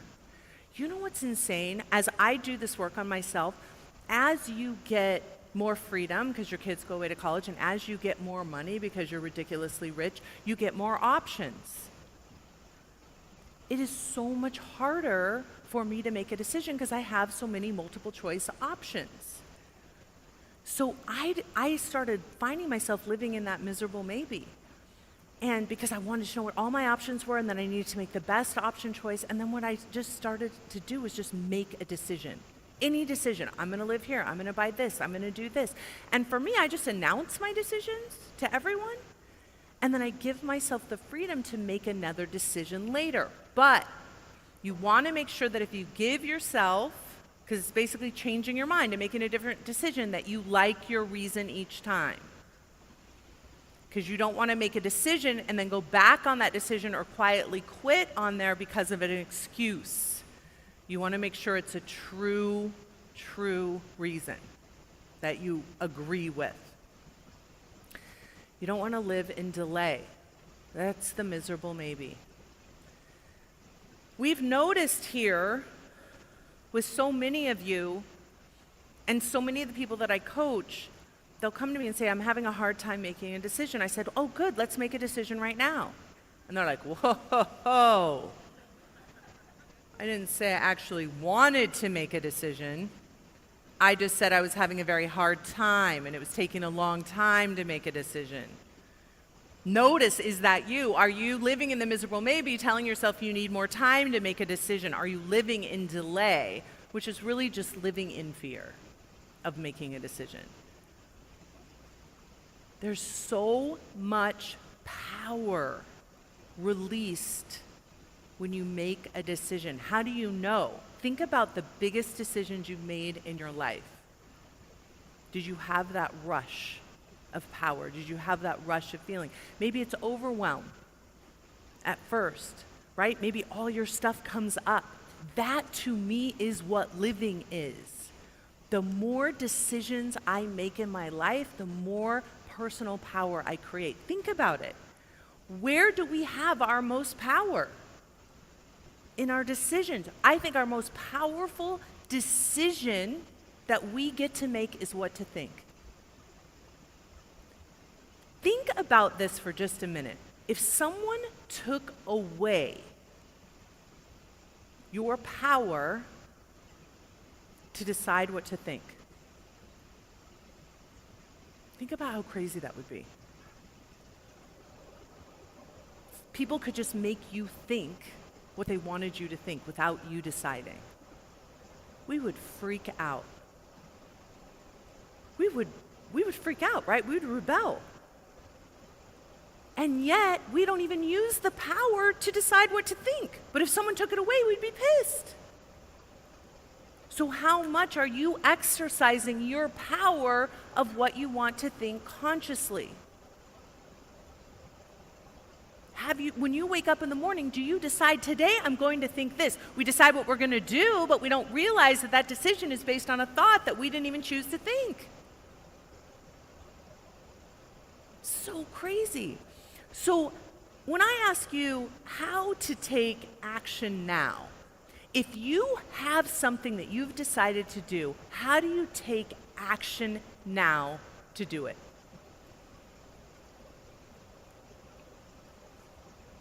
Because I think the way that you prove that you've made a decision is by actually taking action for it, right? How do you do that? Does anyone know?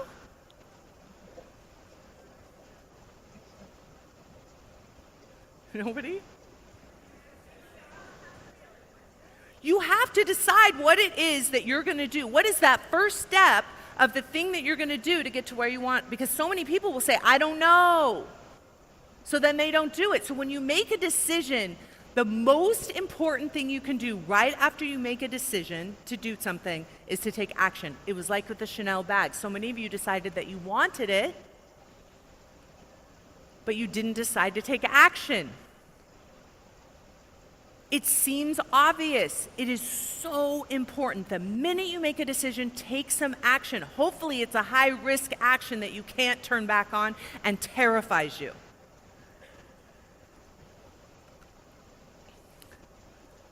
So how do you generate determination, motivation, and excitement? Come on, it's a quiz. With your thoughts, by deciding what to think. You can decide to be excited about something. You can decide to be determined about something. You can decide to be motivated. People say, I'm just not motivated. Well, you didn't decide to be motivated, but I really want to be motivated. Wanting to be motivated and deciding to be motivated are very different. If you decide to be motivated, you have to find thoughts that will make you feel motivated, and you have to think them on purpose. You have to decide to think them on purpose. We've had really a lot of examples of people wanting to think positively, wanting to have a good attitude, but not making the decision to do it. Do you see the difference? It's such good news because you can take all your power back from that. How do you overcome doubt, worry, and confusion?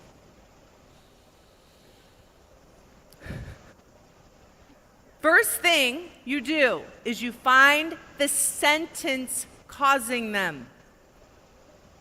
And then you decide if you want to think it. And if you don't, you can drop it. And if it won't drop, just don't believe it. How do you overcome doubt, worry, and confusion? Find the sentence causing it and decide not to believe it. Do you all know the sentence that's causing your doubt right now? You look at that sentence in the palm of your hand and you think, is that sentence worthy of me to believe? No. No.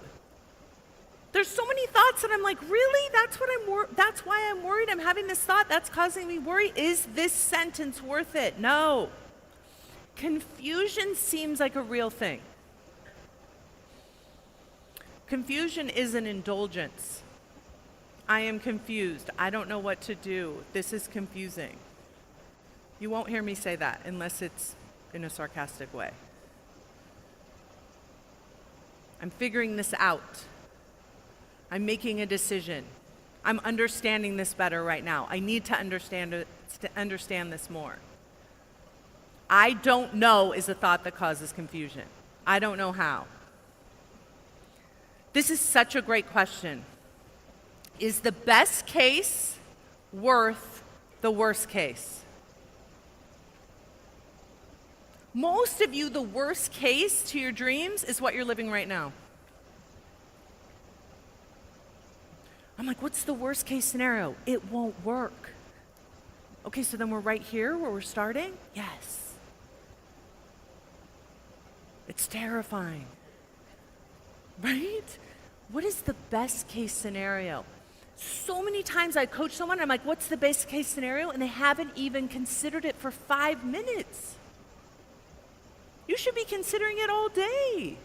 Why not? It's so fun to think about the best case scenario for your life. Do it for like 10 minutes, just for fun. What is the best case scenario for my life? Do you even know? Like, there's no limits to what you could imagine. Like, I could win the lottery every single day. I could have, you know, 1 billion clients. Wait, maybe that would make me too busy, right? Just decide what is your best case scenario. Give yourself a guarantee on the risk. Whatever risk you are taking for your dream, give yourself the guarantee when you make the decision. Don't hope it will happen. Don't hope your boss will promote you. Don't hope that you'll get clients. Decide and give yourself a guarantee. If I do this, then I promise myself I will. I was just talking to one of my students about this, and I was saying, you know, in the beginning, when you first have clients coming on board and they don't really know who you are and they don't really know, you know, what coaching is or whatever, it's okay to offer them a money-back guarantee so they can try it out. But once they really understand what they're getting involved in at the highest level, offering them a guarantee actually is co-signing them with their doubt.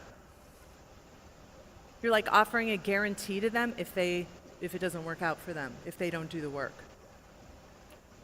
Like, it doesn't make any sense. Yeah, if you don't do the work and make this happen for yourself, I'll pay you. What? I would never want a mentor to offer me that. I would never want a coach to say that to me. Because I don't need a money-back guarantee, ever. Because you know if I put that down, you know I'm going to triple, double it, 10 times it. Guaranteed to myself. So whatever your goal is in your life, how can you guarantee it to yourself? If you gave yourself a guarantee, what would it be? And I want you to do whatever your dream is, whatever decision you need to make for you, I want you to do it now, today. Make that decision for you. And that way, when you go home, you've already decided and you've already taken the first step on it. You're already on the journey. Don't wait till you get home to decide what your dream is and what you will do, because you want to have already started it while you're here. This is something I try to do when I go to events. I try to stay an extra day to make sure that I'm implementing everything I can implement before I actually get home. And that way, the ball is already started, the momentum is already there for me.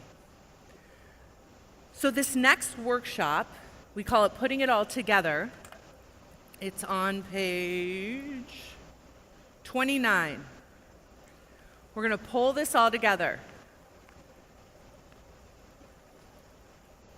I hope, for your sake, you have done every one of these workshops. You have all this work in here, all your thoughts down here. So we will do 10 minutes on this.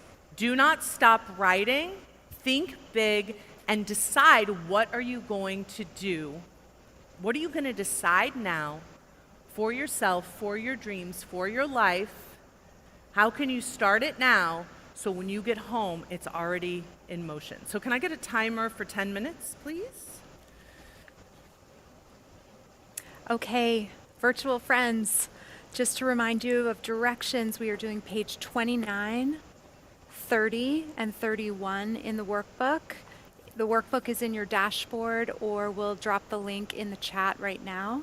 This is a moment where you get to pull everything all together for yourself and dream really big. See you soon.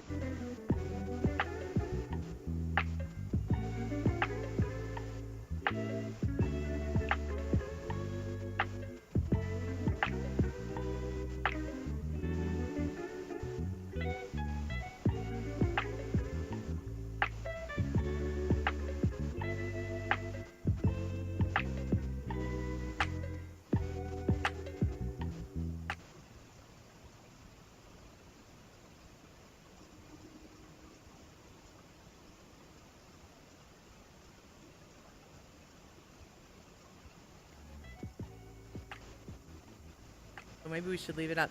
Listen, when I'm walking around and you guys see me, you're like, I love you. You're amazing. You're killing it, which I love. It's so fun to like, and the same thing happened to me at Funnel Hacking Live. So here's what I want to recommend. Whatever you're willing to yell across a courtyard at me, you should yell at yourself in the mirror. Wouldn't that be amazing? Just look in the mirror and be like, I love you! You're amazing! Right? We're willing to do that for like people, like celebrities you don't even know. Anything that you would say to someone else, you got to be willing to say it to yourself. Think about that. Like all the positive things you say to other people, even if you're people pleasing and lying, say it to yourself and mean it. It'd be so good, right? Okay, so do we just have one now? What's going on over here? Is no one coaching over here? Or are you guys all on the floor? Okay. I'm ready. You guys are camping. Okay, I see it. Okay, good. All right. We'll go here, then we'll go to Heidi, and then we'll go over here. Okay. All go right, ahead. Brooke, can I run up there? Yeah, please.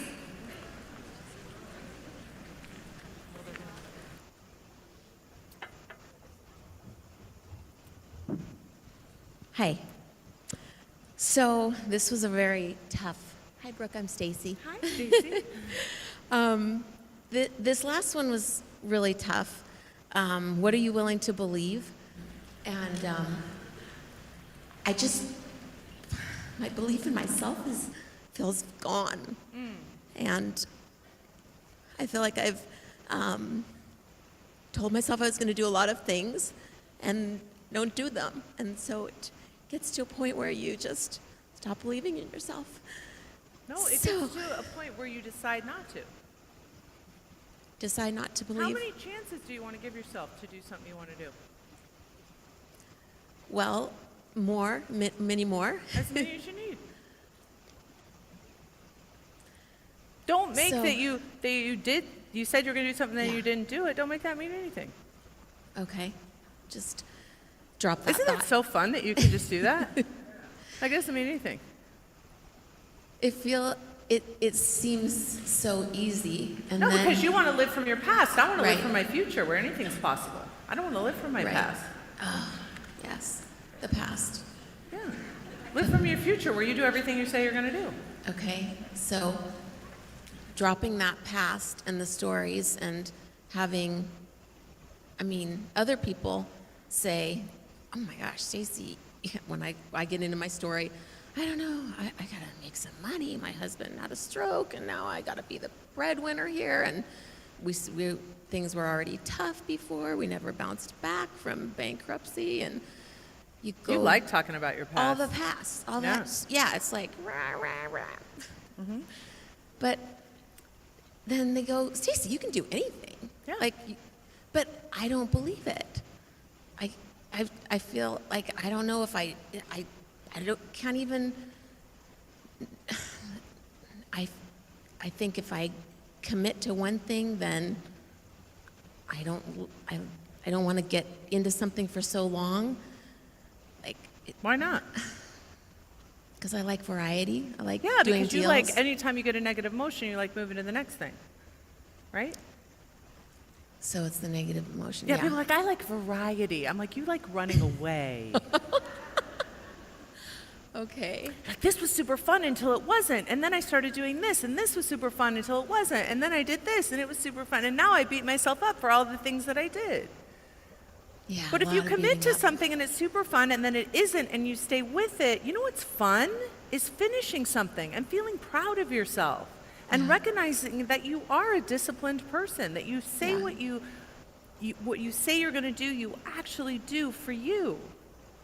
That is a good time. Getting over negative emotion to complete something for yourself is an amazing thing to do for yourself. Yeah.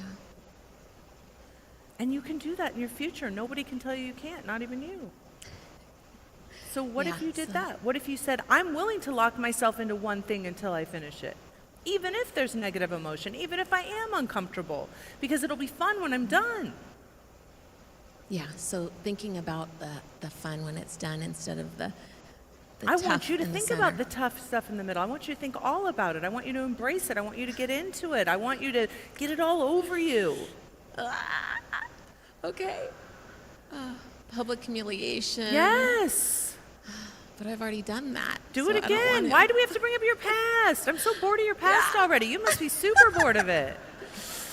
Yeah, I am bored of it. like, So, it's- yeah, okay. So get into that feeling. Get very, very focused on that feeling for the future so that I stay with it. And just wade through all of the negative emotion that is part of the journey, that's supposed to be part of the journey, so you can see how strong you are. Yeah, other people see it.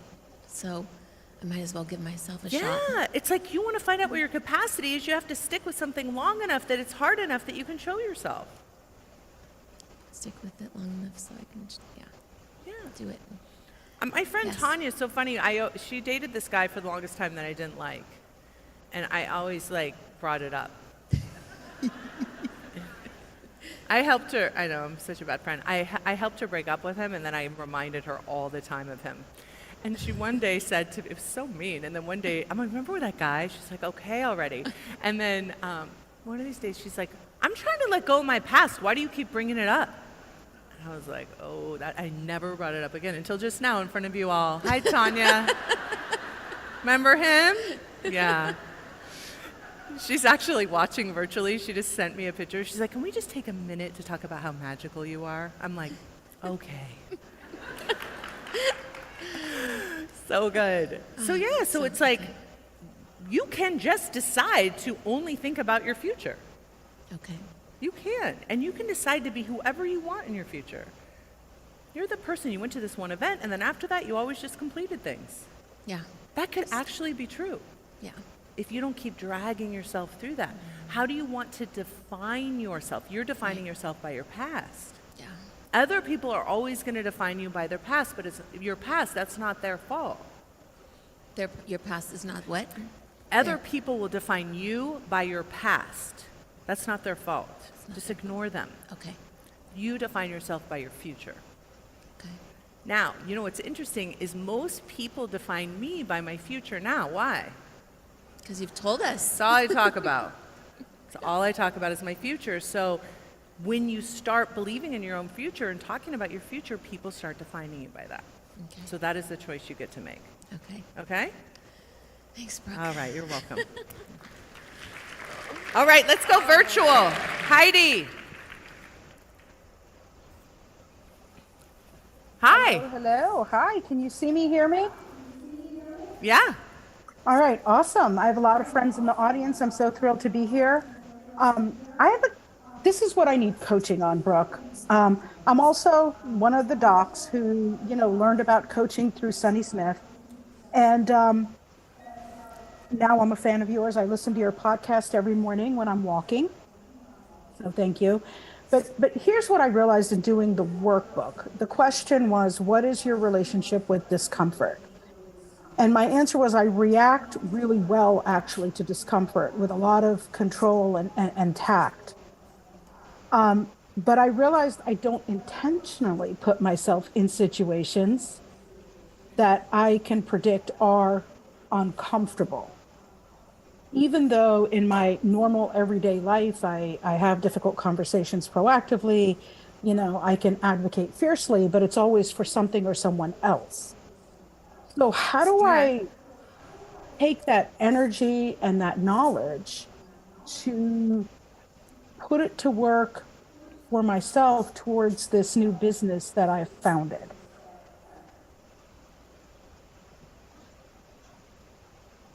I'm not sure what you mean. How do you allow yourself to be uncomfortable towards the new business?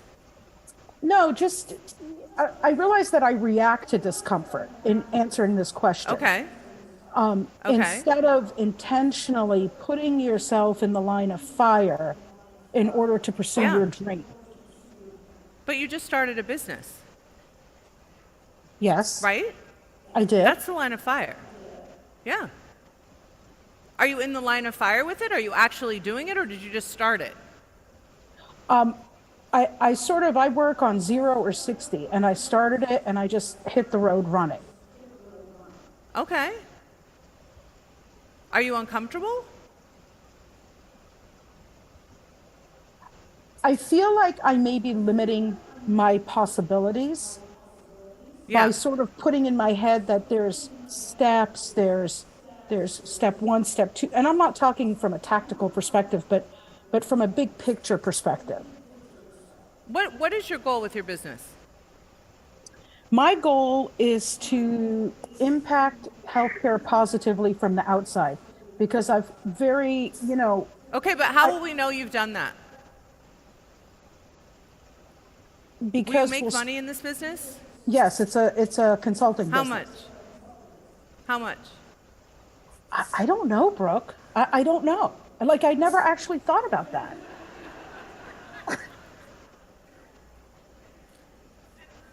I think it could be multiple 7 figures, because there's such high value. What do you want to make in this business? What do you want to make? Okay, I'd like to make my first $1 million in 18 months. Okay, how about $5 million? Yeah, okay. Are you uncomfortable? I can't even wrap my head around how to do that.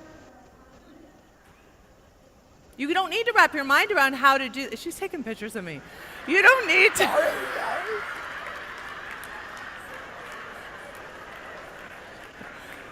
Hey, listen, you don't need to wrap your mind around it. You need to put your possibility so it's quantifiable so you could actually fail at it. That's what makes you uncomfortable. Setting some dream of impacting something that's not measurable, you can't fail at that. So you're not going to be uncomfortable trying to do it. You have to be able to risk failing and falling on your face and not achieving your dream for you to be uncomfortable. And in that process, embracing that discomfort by setting that dream and telling everyone you know about it, that's what creates the discomfort that we want you to learn how to process. Does that make sense? It does. It absolutely does. Okay. 5 million.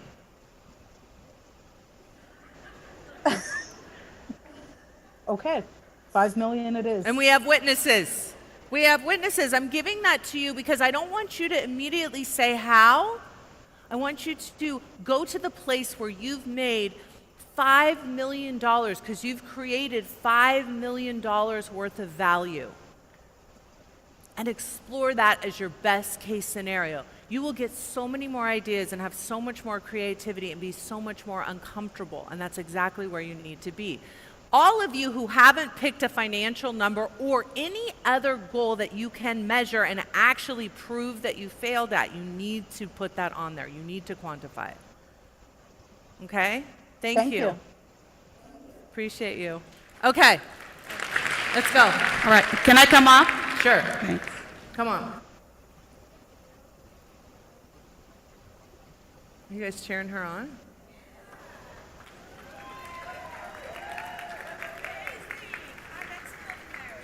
Yes, I guess. She's just showing off her dress. Let's go. Oh, wait, oh, there it is. Okay, good. So yes, thank you. Yeah. So as I was doing the exercise, I was thinking about my business. I'm a life coach, certified through your school. And I have 2 directions I want to take it, and I love them both. Mm-hmm. I'm bilingual, so I'm originally from Brazil. And I keep on thinking, I really want to bring general life coaching to Brazilians. Okay. That would be so fun. I also want to speak, on stages in Brazil. I was there this year at a women's conference, and it was amazing, so I love that. And then here, coaching coaches in English is also amazing. Yeah. And I'm training, doing sales training at companies, getting clients that way. So I'm like, I love it all. I love speaking, public speaking in English and Portuguese. Okay. And coaching coaches in English and coaching Brazilian women.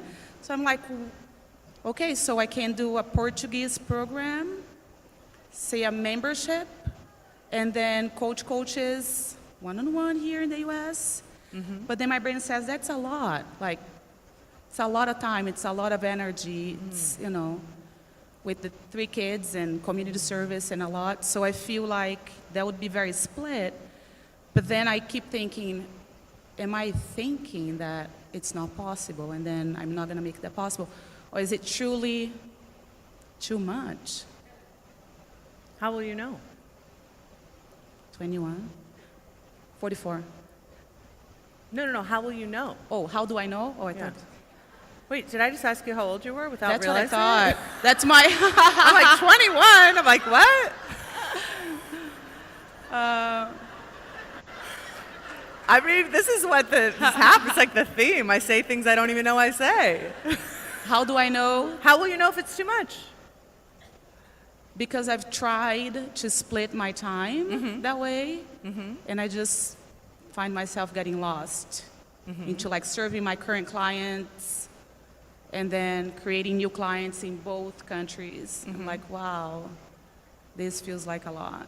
But if you didn't say this feels like a lot, would it actually be too much? Maybe. Maybe not. Yeah. Like, what if you changed your whole thought process about doing both? Because listen, this is not a hard thing. You can decide to do one, decide to do the other, decide to do both, and you can decide right now and never think about it again. And then just make it work for you. Yeah. You okay? Yeah, I'm just like trying, frozen, thinking, is this really possible? I haven't dated this idea so much, so it just freezes me a bit. But you just have to make a decision. That's exactly what the work we just did, right? You just get to decide, and then you get to release the power into focusing on. If you pick one of the things, you just take all that energy and focus on one thing. If you decide to do both, you take all the energy and focus on both things, and you make sure you use Monday Hour 1 to make sure your life works in terms of time. But if your brain says, this is a lot, that's your brain being your brain. Yes, what I think business-wise, that's what I hear. You should focus on one thing, take one thing off the ground before you add the second one. I'm like, okay, that can be true, but how come some people do run 2 businesses and 3 businesses at a time? Do they start one and then they add the other? I just think all of these questions are not useful. Which choice do you want to make? Just make it now and move on. Yeah. Which one do you want to do? Yeah, I truly want to do all 3. I want to speak and do, you know, membership in Brazil and coach coaches in English. Yeah. Yeah, absolutely. So, I mean, you can just decide to do all 3, and you can decide that it's not too much, and you can decide to think that you can do that. And you really can do that. And it doesn't mean that within that you're going to make other decisions that help you balance things out the way that you want them to be. But your brain will just say, yeah, it's too much. It's like a drive-by. Have you noticed the brain? It just comes by. It's like, you're ugly. You're stupid. It's too much. I don't like what you're wearing. Right? Yeah. Just notice it. Don't be like, oh gosh, you're probably right. It is too much. It feels like too much. And I notice by the way that you communicate it to me, it feels like too much. My brain says it's too much. But like when something is actually too much, like you literally can't do it, you just adjust and you move on. You don't make it into some big deal, but you're like, oh, but other people do it this way, and other people. It's like you can tell when you're creating drama for yourself by the words that you use to describe it. And that's what you're doing. So when you talk about making a decision, it's not necessarily to pick one. No, you just made a decision. Your decision's over. Okay, good. Decision time is over. Done? Yes. My What was the gosh, decision that you made? What decision I made? Yes. To do all 3. 3. Decision made. Decision Done. made. Yeah. That's it. Okay. Now don't go back and revisit that. You don't need to. Just do that. Oh my gosh, my heart is like. Yes, that's how you know. That's how Wow. you know the Wow. power is released when you make the Yes. decision, because as long as you're debating an indecision, you get to live in the miserable maybe with all the other people that are in the miserable maybe. Mhm. And they'll be like, I don't know what you should do either. I don't know what you should do. And I don't know, we shouldn't do anything. I mean, this is a lot.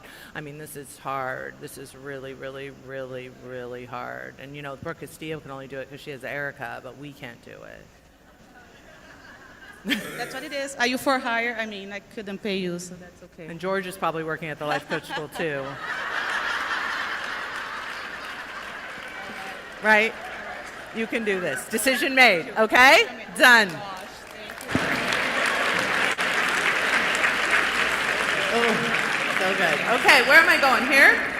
Sheena? Hey. Hi. Oh my gosh. Thank you for this opportunity. Yeah. So my husband and I own a business. We make artwork for people, custom art.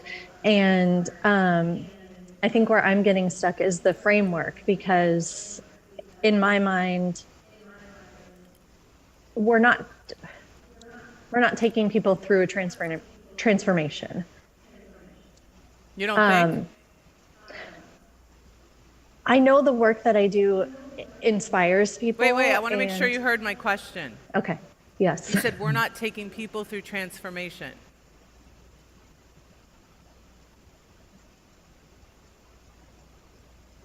And I said, you don't think you are? I don't think we are in the way of like offering a program. Well, you're not offering a program, but you're still taking them through a transformation. What is the transformation you're taking them through? When they buy our work, they are they're investing money into their world, their home, what they surround themselves Yeah, with. you're transforming their wall. Right? Is it art that hangs on a wall? Yeah. That's the transformation, right? So what is it before and what is it after? You can go through this entire framework the same way. Mm-hmm. Why does someone buy art from you? Because they want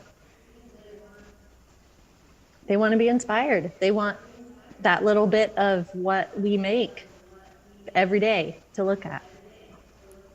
Yeah, to look at because of the way they're going to feel.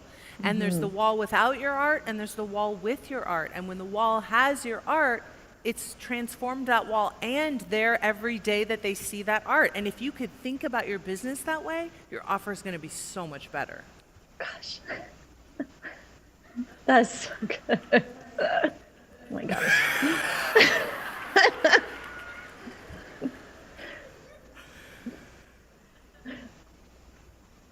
Are we good?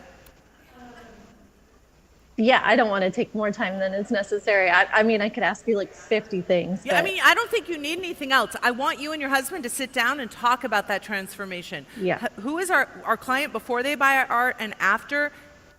It's going to change the way you sell your art. I've had clients who were artists and we've completely transformed their sales process by thinking about art in the way art deserves to be thought about. Mhm. Okay? Yeah. So good. Thank you. All right, let's go here. Hi, Brooke. My name is Abby Schiller. I want to thank you for changing